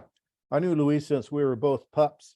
In fact, I took a bunch of students from Puebla to San Juan Bautista on Cinco de Mayo in 2011 to give them an idea of how this is before we did our book, how it was been kind of deformed here. And we talked about possibly collaborating, and then people get busy, but that certainly would be, I think, something excellent to do. We've got the documented, this is what really happened. This doesn't have to be fiction, although I'm sure someone could make a great story out of it. In fact, with our theater, we give a little bit of a narrative line to it. But I think that's a wonderful resource. And by the way, two current activities that we do today were started during this period, during the Civil War. First are the remesas, which are an important source of Mexico's income. The remesas were begun by the Juntas Patrióticas when they would send their money every month to Mexico City. So we've been doing remesas for 160 years.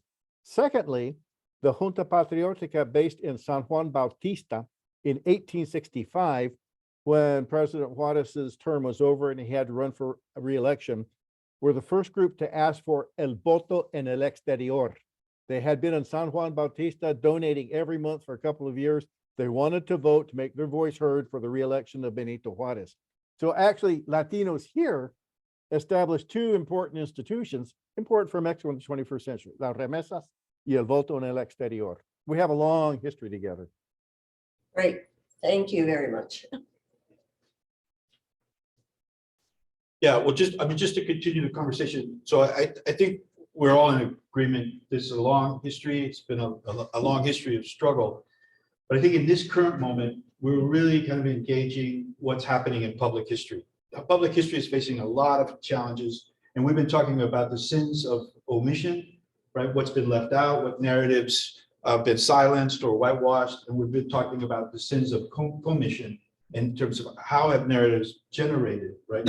So we want to continue to think about what's happening in public history, and I think what we've also been able to, learn from and learn together is what Dr. Hayes-Bautista calls the new Latino social history.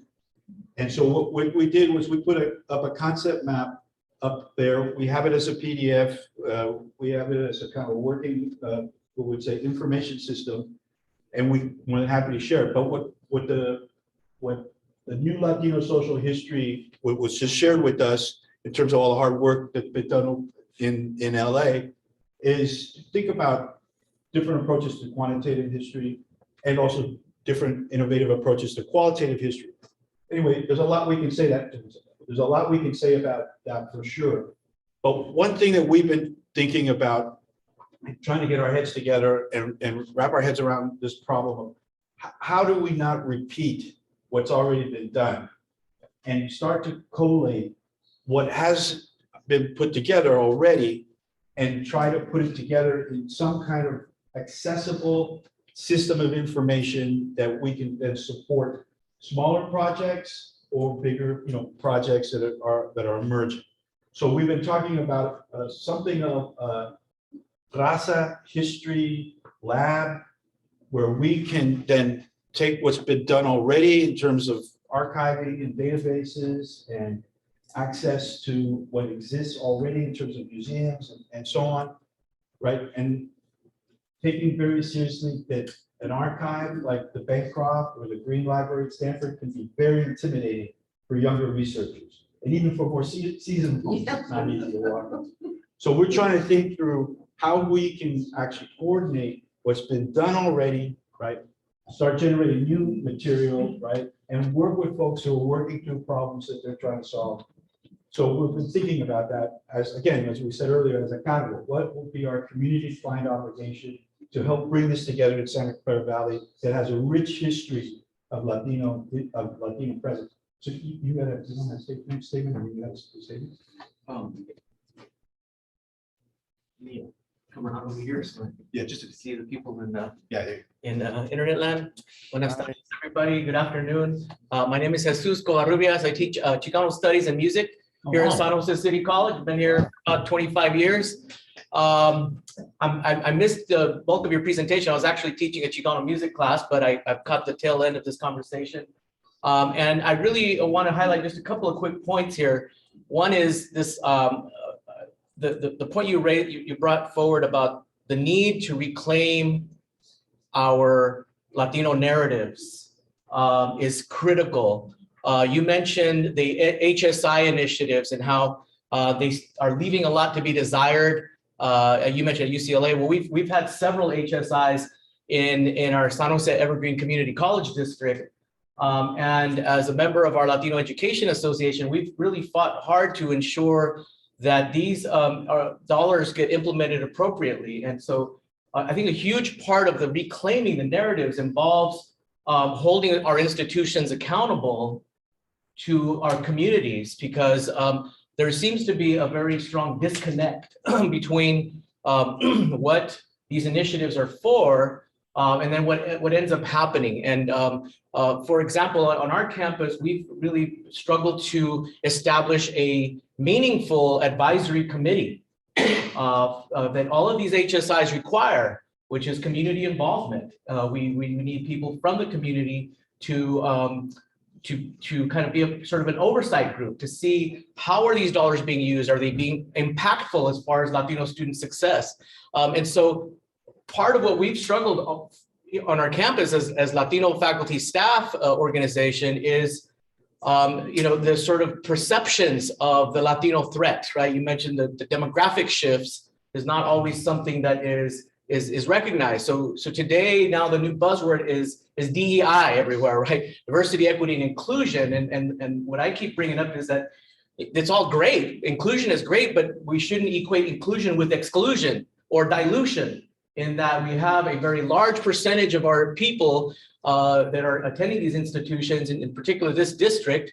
And oftentimes we don't see the proportionality as far as services, as far as the implementation of things like our HSI. So I just wanted to bring up those couple of points because I think it's relevant to what the Raza Historical Society has been doing and Don Ramon's work, but also the fight that we are carrying on here at San Jose City College in particular.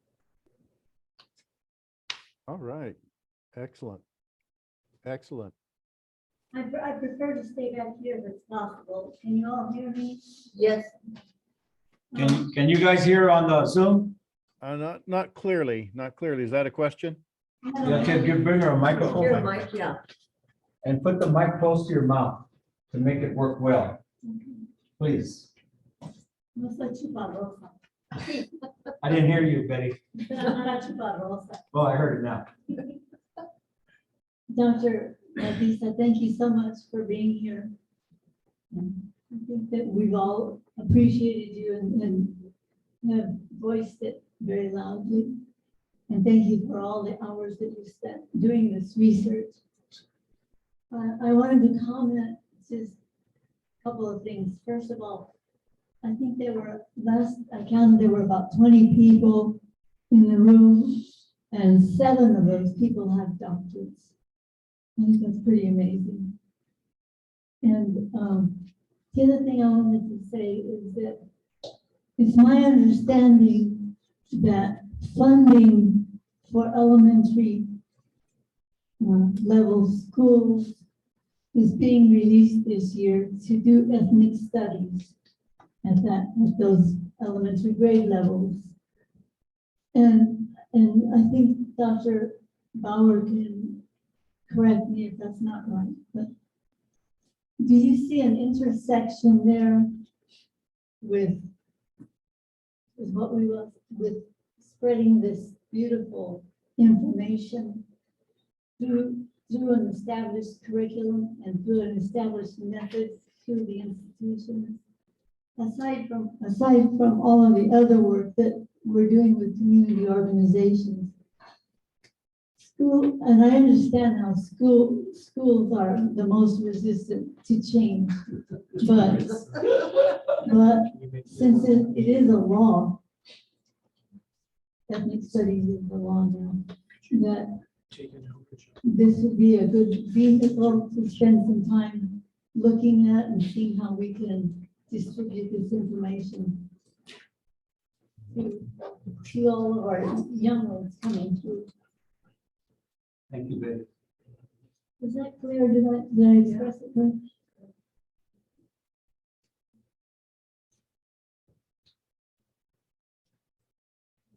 Other comments? I think. Yeah, there's one That's more. the question.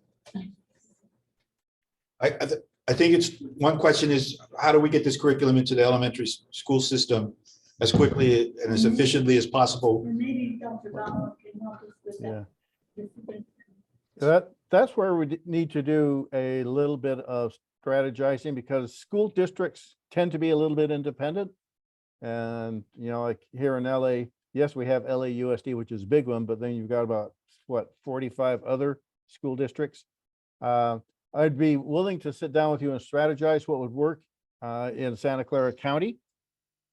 But I would be loath to say do X, Y, or Z right now, just because every county and the districts can be so very different. But I think we all share the same vision, which is to make this information, make this music, make these dances part of what every educated fourth grader, eighth grader, high school graduate, even community college transfer students just simply knows, not just Latinos. Everybody just simply knows this and can hum the tunes. That's our goal. Do you see it at all being like a pipeline that what they learn in elementary meets criteria for high school and high school to college? Ideally, it should. Let me tell you, the reason why I started doing this research, because I'm at the medical school, to understand Latino health, I had to go all the way back to this. So it's important at every step of the way.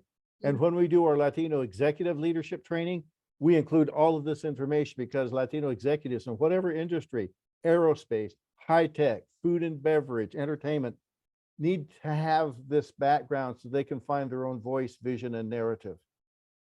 So this is useful. I'd just like every student to know this in about 10 years.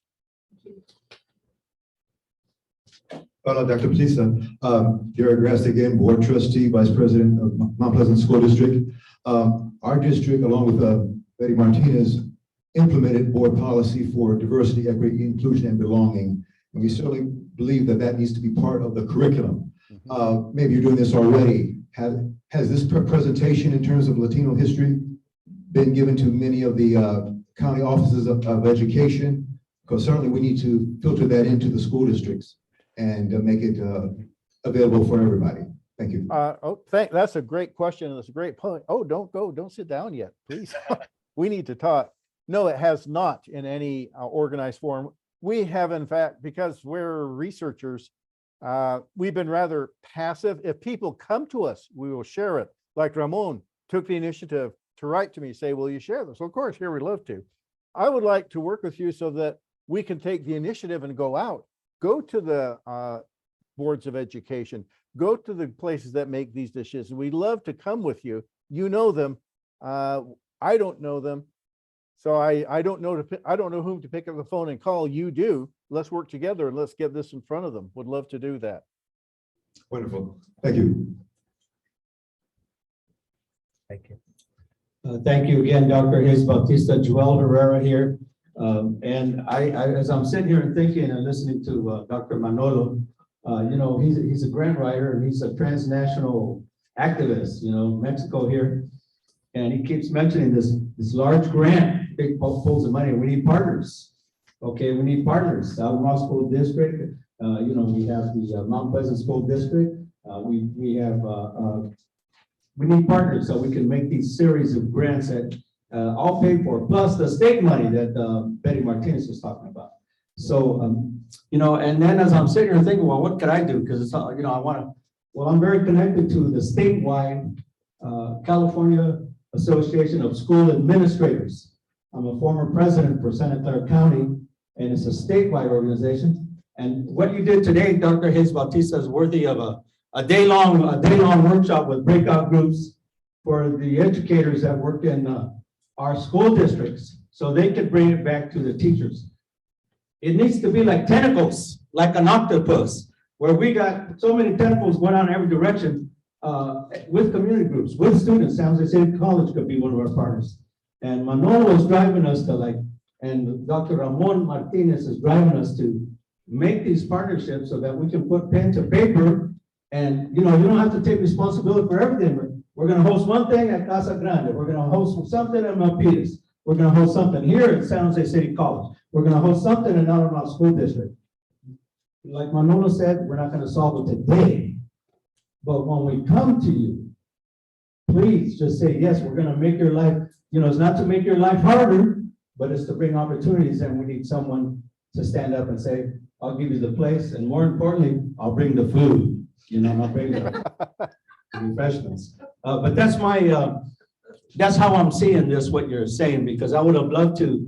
I'm the best kind of superintendent there is, which is a retired superintendent. But I would have loved to bring this to my staff and my leadership team, if nothing else, just to bring it to the leadership team kind of folks. Like when I was in the East Side District, and the Oak Grove School District, that's like 50 professionals in the room that go back and relate to their teachers, okay? And that's my input. Thank you. Okay. Wow. By the way, did you guys hear a little bit of music? Well, just No. Maria, you're coming up here. Here's one of our Chicana stars, Santa Clara County. She's staying here, not going anywhere. Okay, so my idea, I just sent a text to Jesus and Fabio and Move towards the camera right here, please. There's the camera. Oh. Hi, now we see you. Okay, so as you know, you're at San Jose City College and, with our district. And I would like to introduce a resolution from Leah, hopefully, for our May meeting about Cinco de Mayo. Yes. Because I'm not sure of the history here back from the 60s, but I know a lot of protests, a lot of activities, a lot of powerful action happened here on the part of Chicano students. And that's part of our history here. And I don't know how much of that was even connected to Cinco de Mayo. As you said, Dr. Hayes-Bautista, when you mentioned what happened in Berkeley, the same thing happened at Bakersfield College, community college where I went, where we were doing Cinco de Mayo fiestas, not knowing the history of what happened here in the United States with Cinco de Mayo. So it's a part of the reclaiming of the definition and our history of Cinco de Mayo, and just to educate the public of what we have learned today and what we want to, what we want to continue the process of educating our community, ourselves, about our true history, about the true history of Cinco de Mayo. And this would be just one action, but I was thinking the board meetings on May 9th, and a few days after Cinco de Mayo. So that's where I want to start. That's something that we can do. It's a small step, like you're saying, but at least if we do it right, it can, create some momentum, at least within our district and other community colleges. So this is an idea that I'm bringing here. We still have to figure it out if we can do it. But anyway, Absolutely. just wanted to share. Yes, sí se puede. Bueno. Thank you, Maria. Okay. Gracias. 9, May 9th. May 9th. Oh, I'm sorry. Go ahead. No, I want to give someone else a turn because I do have a couple other points to make, but I already had a turn up here. Okay, well then let me speak from the perspective as a former high school teacher and principal, and as a teacher organizing the annual Cinco de Mayo celebrations for the student body. And then I also want to speak as a community member, as a family man who would take my family down to what Don Victor Garza here was deeply involved in. He told you we had problems with bringing 400,000 people down to the city of San Jose, 450,000 people. And what I don't like to hear as a Chicano raised here is that Cinco de Mayo is just a party and it's about drinking. I hate that. I hate that. Yes. And I don't like that we got to the point that we had to say, go in the morning and get out of there by the time don't even stay there until late in the afternoon. That's not what it's about, the Cinco de Mayo. And that's not what Don Victor Garza and his team were wanting to see happen. But, it's about money. It takes a lot of money to do these things. And the people that give you the money are like Anheuser-Busch. And so then you got to sell their product. And just so you know, as far as in my experience as a Chicano, there are community groups that were very anti-alcohol at any of these events. Alcohol is a drug. And those kind of things would happen. Plus, then we would attract people from Oakland, from San Francisco, from Modesto. And these out-of-towners didn't really have the community feeling that we had. So I want to overcome that and focus on this, freedom versus slavery approach. In the 90s, as a teacher and faculty advisor for the Chicano Student Union, it's also our job, and for all educators that are listening to me, it's also our job that we have to make this kind of event, we have to make it as teachers. Anytime you're doing a lesson and you're teaching a diverse group of people, I mean, I have Filipino students, I have Vietnamese American students, I have, you name it, Overfell High School. What can I give them as an educator that they would feel that there is something in this lesson for me? So I developed my own little 2-pager for the teachers at Overfell High School, how to speak to your students that only care about A to G and getting into UC Berkeley, how to speak to them about Cinco de Mayo and what it means to them. So we also have to do that.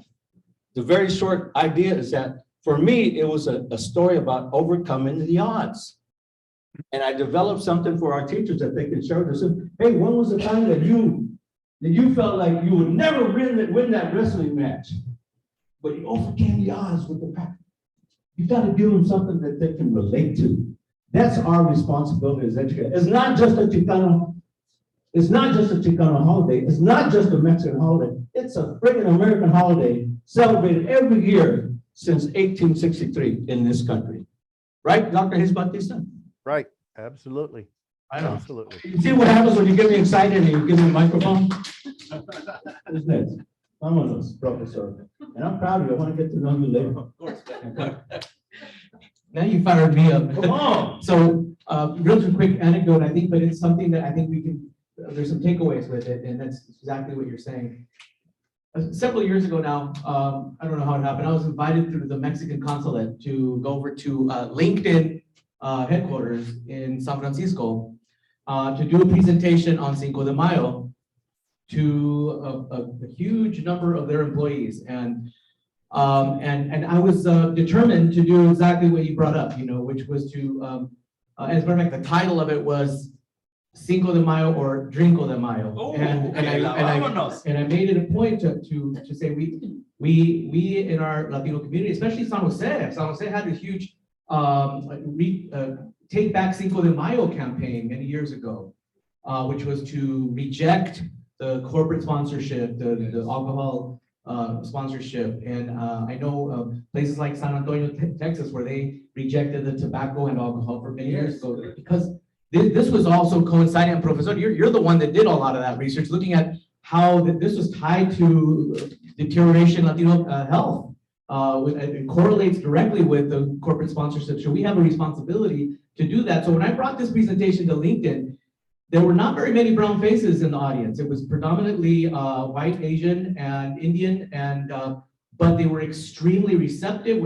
It's supposed to be like a 30-minute presentation turned into an hour-and-a-half discussion, with them asking a lot of very, very deep and profound questions about the Latino history in California. They were very curious as to why This is being, how it's gotten so co-opted as a holiday and the need to reclaim it. And they all agreed. And so I think that to me gave me a lot of hope that people who are non-Latinos, when you explain it to them in a historical and intellectually honest way, will understand it and will appreciate it a lot more deeply. And I think there's a lot more receptiveness than we might otherwise think. So.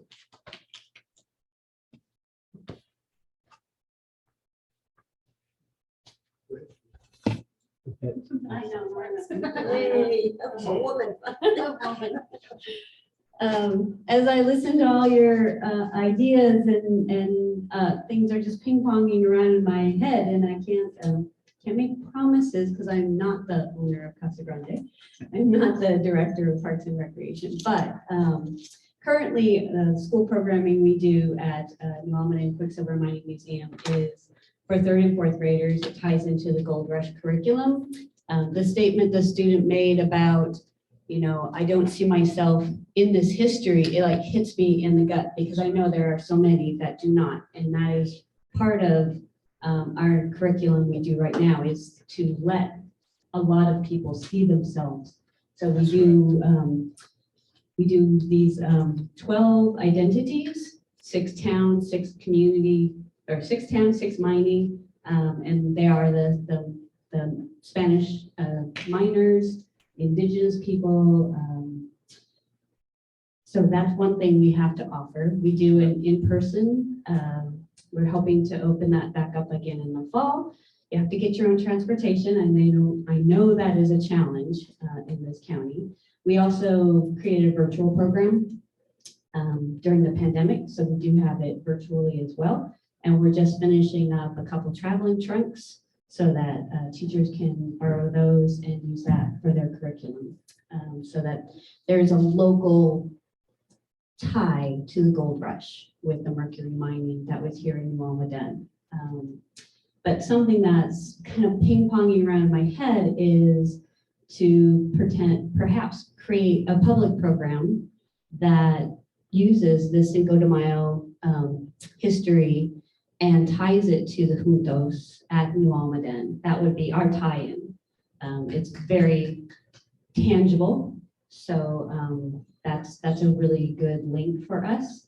So that's something we could start to explore. We do Play Like a Miner program every July. It's a huge turnout. We get about 500 people. We also do these smaller history events throughout the year, and we usually do one around April, May. So there's a potential to do something maybe for Cinco de Mayo next year, and maybe tie in International Workers' Day, May Day, so the labor movement. So lots of really interesting ideas going around in Minor Victoria. Very good. Oh, and I wanted to also mention, we also have these short videos. They're called Play Like a Miner. We did them during the pandemic, and this year I had a student intern, Katia Sanchez Martinez, and she refilmed one of them in Spanish, and she's creating another one on celebration. They're all called like Eat Like a Miner, Play Like a Miner, Live Like a Miner. So this one is Celebrate Like a Miner, and this is focused on the traditions and culture of those living in Spanish Town. So when you talk about the music and the dancing, we are focusing it on kind of the cascarona ball. So the eggs, but we don't know what the dancing looked like. We have pictures of some of the people dressed up, in other pictures, but we don't know what the dancing looks like. We don't know what the music looks like. So we would love help with that. Well, now you've seen the dancers, you've heard the music. Here, let me just give you a little, I don't know if you guys can hear this. I'd like to ask you. Do you hear that? Yes. Wait. Show something. Are you showing something, Dr. Hayes-Bautista? I think he's trying to play us music, but I don't think we're hearing it. Yeah, I don't think it's coming through. I might have to do the share sound bit. Yes, you have to do share sound. Okay. I always forget something. Let me get down here. So let's see, share screen, share sound, share screen. Let me see if that does it. Okay.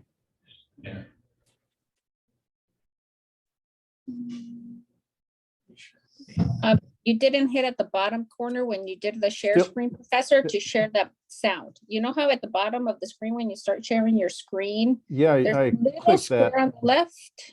I That clicked that. It doesn't seem to be working. That's okay. We'll do it later. But Okay, yeah. we have the music, we have the dance steps. Adriana would love to teach your students the dance steps. We have the costumes. They could be replicated. I mean, we don't have to worry about what might it look like. We know, we've done the work. And of course, being that we do it here, everything is documented. Everything can be referenced. So this is not, we're not simply imagining, dreaming something up. This is what they did. Okay, we have a question here from La Estimada Betty Martinez. Okay. Thank you. Linda, I Like know, I said, I'd love to see these dances done at the big house.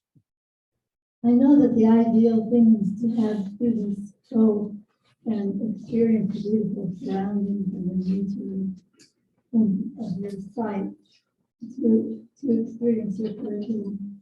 But so many schools just don't have the money for busing.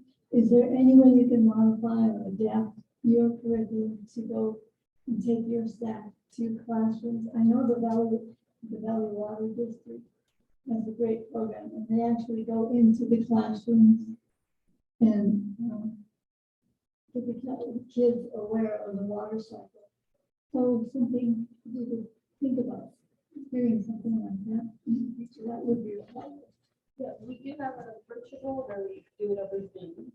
So we do have okay. We do have a virtual program that we do over Zoom. So we do kind of go into the classroom with them. The traveling trunks could then be borrowed by teachers so that they have some of those props and materials. We could go in, but right now, and I'm hoping this will change, we have to charge to go into somebody's school for our time, and I totally want to get that dropped. It's cheaper than a bus, but I know for schools, it's still, and I feel like it's just kind of taking from one budget in the county and putting it in another budget in the county, and I feel we need more. So, but yeah, we do have the virtual, all of our in-person at the site and our virtual programming is free. Okay, Ramon, I'm gonna have to step out. I've got a whole series of other Zooms I gotta do today. Yeah, we're gonna wrap, so we're ready Okay. to wrap up. Just a couple of quick comments. So we've heard this morning and this afternoon about a lot of resources that are available, programming that already exists. But we have also heard about a lot of needs that, how do we get folks who are doing public history, what they might need, and how to get materials into teachers' hands, et cetera. So we want to continue the discussion.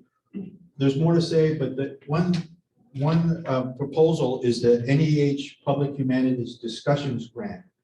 It's about a $500,000 grant. It requires that there be 10 discussions, 10 community events over between 1 year or 2 years. What we'd like to do is basically set up something like that and get that started. We wouldn't get it the first time. We would probably have to submit the grant, and then the next year we would probably get it. So that's just what we have in mind right now. So we want to keep in touch, keep talking, and see how we can move forward. So I will pass it back to Ramon, and we can start wrapping up today. Yep. Thank you, Manolo. And this is the first meeting that we've had about this topic. We obviously need to do more. And a couple of questions I'm not going to take time to get answered, but the big questions for me at the end is, who should have been here? I know you all think of somebody who should have been here. And that's our job for the next time that we meet. Begin to bring the right people to listen to what our ideas are. Speaking of next meetings, I was talking to various people about just checking your calendars for some dates where we're available. So real quickly, I wanted to say, I just took Wednesdays, arbitrarily, I just took Wednesdays in May. So there's Wednesday, May 3, Wednesday, May 10, Wednesday, May 17, and Wednesday, May 24. Should we let Dr. Bautista go? Yeah, thank you, Dr. Bautista, you can leave us. Okay. Thank you so much for. We'll be in touch. Manolo, you're going to be our centering person. Okay. I guess- Alrighty. Thank you, everyone. Thank you. Bye-bye. You're gonna be here all summer, the dance groups, all the data people. You're gonna be here this summer in professional development. All right. Thank you. Bye now. Thank you so much. Yeah, I would just say, are those dates out for anybody? Those are Wednesdays. What's the time frame of the Oh, day? noon, 2 hours. Noonish. Yeah, noon to 2. Oh, Don't okay. have our calendars. Yeah, so- okay, sorry, I'm just asking. Oh, So, it's okay. y'all are thinking about May 3, is that too quick? Yes. Okay, how about May 10? Mother's Day, May 10, it's a Wednesday. May 10. Okay, yeah. I'm thinking realistically, we didn't have teachers here, but districts will have to pay. Well, that's, okay, but that's next, because we're gonna talk about where. That's where the answer to getting more people. Somebody else is gonna say something? Okay. There's Wednesday, May 10. May 17, Wednesday, May 17. It's out for me. Huh? It's out for me, but don't stop for me. No, okay, Wednesday, May 24. So I'm all good all Oh. for Wednesdays. Okay, I saw 23. I'm sorry, 24. May 17. Oh, 17. Is there, okay, who cannot be here on May 17, Wednesday, May 17? But that's okay. You got the team here. You got the La Raza team here. Okay, all right, right now, I'll tell you what, let's talk about May 17. We'll talk online. I'm gonna send everybody the email contacts for everybody that was here. Okay? And now, a question would be where? And I think this is a series. We're gonna have to talk a few times. But quite frankly, I'm looking at some of the districts or institutions talking about professional development. Everybody does professional development in the summer. So that's when you're gonna get at the teachers or things like that. And so, that's County what I'm Office trying- of Ed, County Office of Ed. Exactly. Anyway, we just keep thinking about who needs to be here. And I'm just looking at towards what we can do over the summer. That's the time when we all do training in our institutions. So I'll send that information to you, and then we'll finalize the date. Now, location. I'm not sure where everybody's coming from, but we've met a couple of times at the Country Inn in Almaden.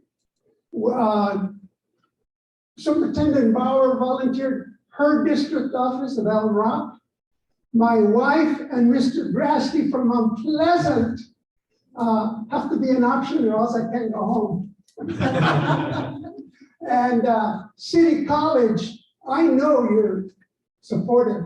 And I think we should talk because you're talking about all the programs in the different schools and we don't want to wear our welcome out with you, but just think of those places. We could meet at the Country Inn in South Almaden. We could meet at Elm Rock School District. County Office of Ed, I think is a good place. Here in East San Jose, or what did I say was the third one? Not Pleasant. Not Pleasant. I'm sorry, no, Mount Pleasant. And again, I'm not talking about city because I think that's a separate conversation because you guys are connected to all these programs all over the place. Always at the bottom of these conversations is everybody wants to do stuff, but somebody's gonna pay for it. But that's the part that I want you to be thinking about because that's exactly what we're doing. Where do we get the resources to, where are the resources? But the first thing they want to hear is, what do you have? They always want to hear, okay, we have a school district, we've got the Parks and Rec, we've got such and such already. So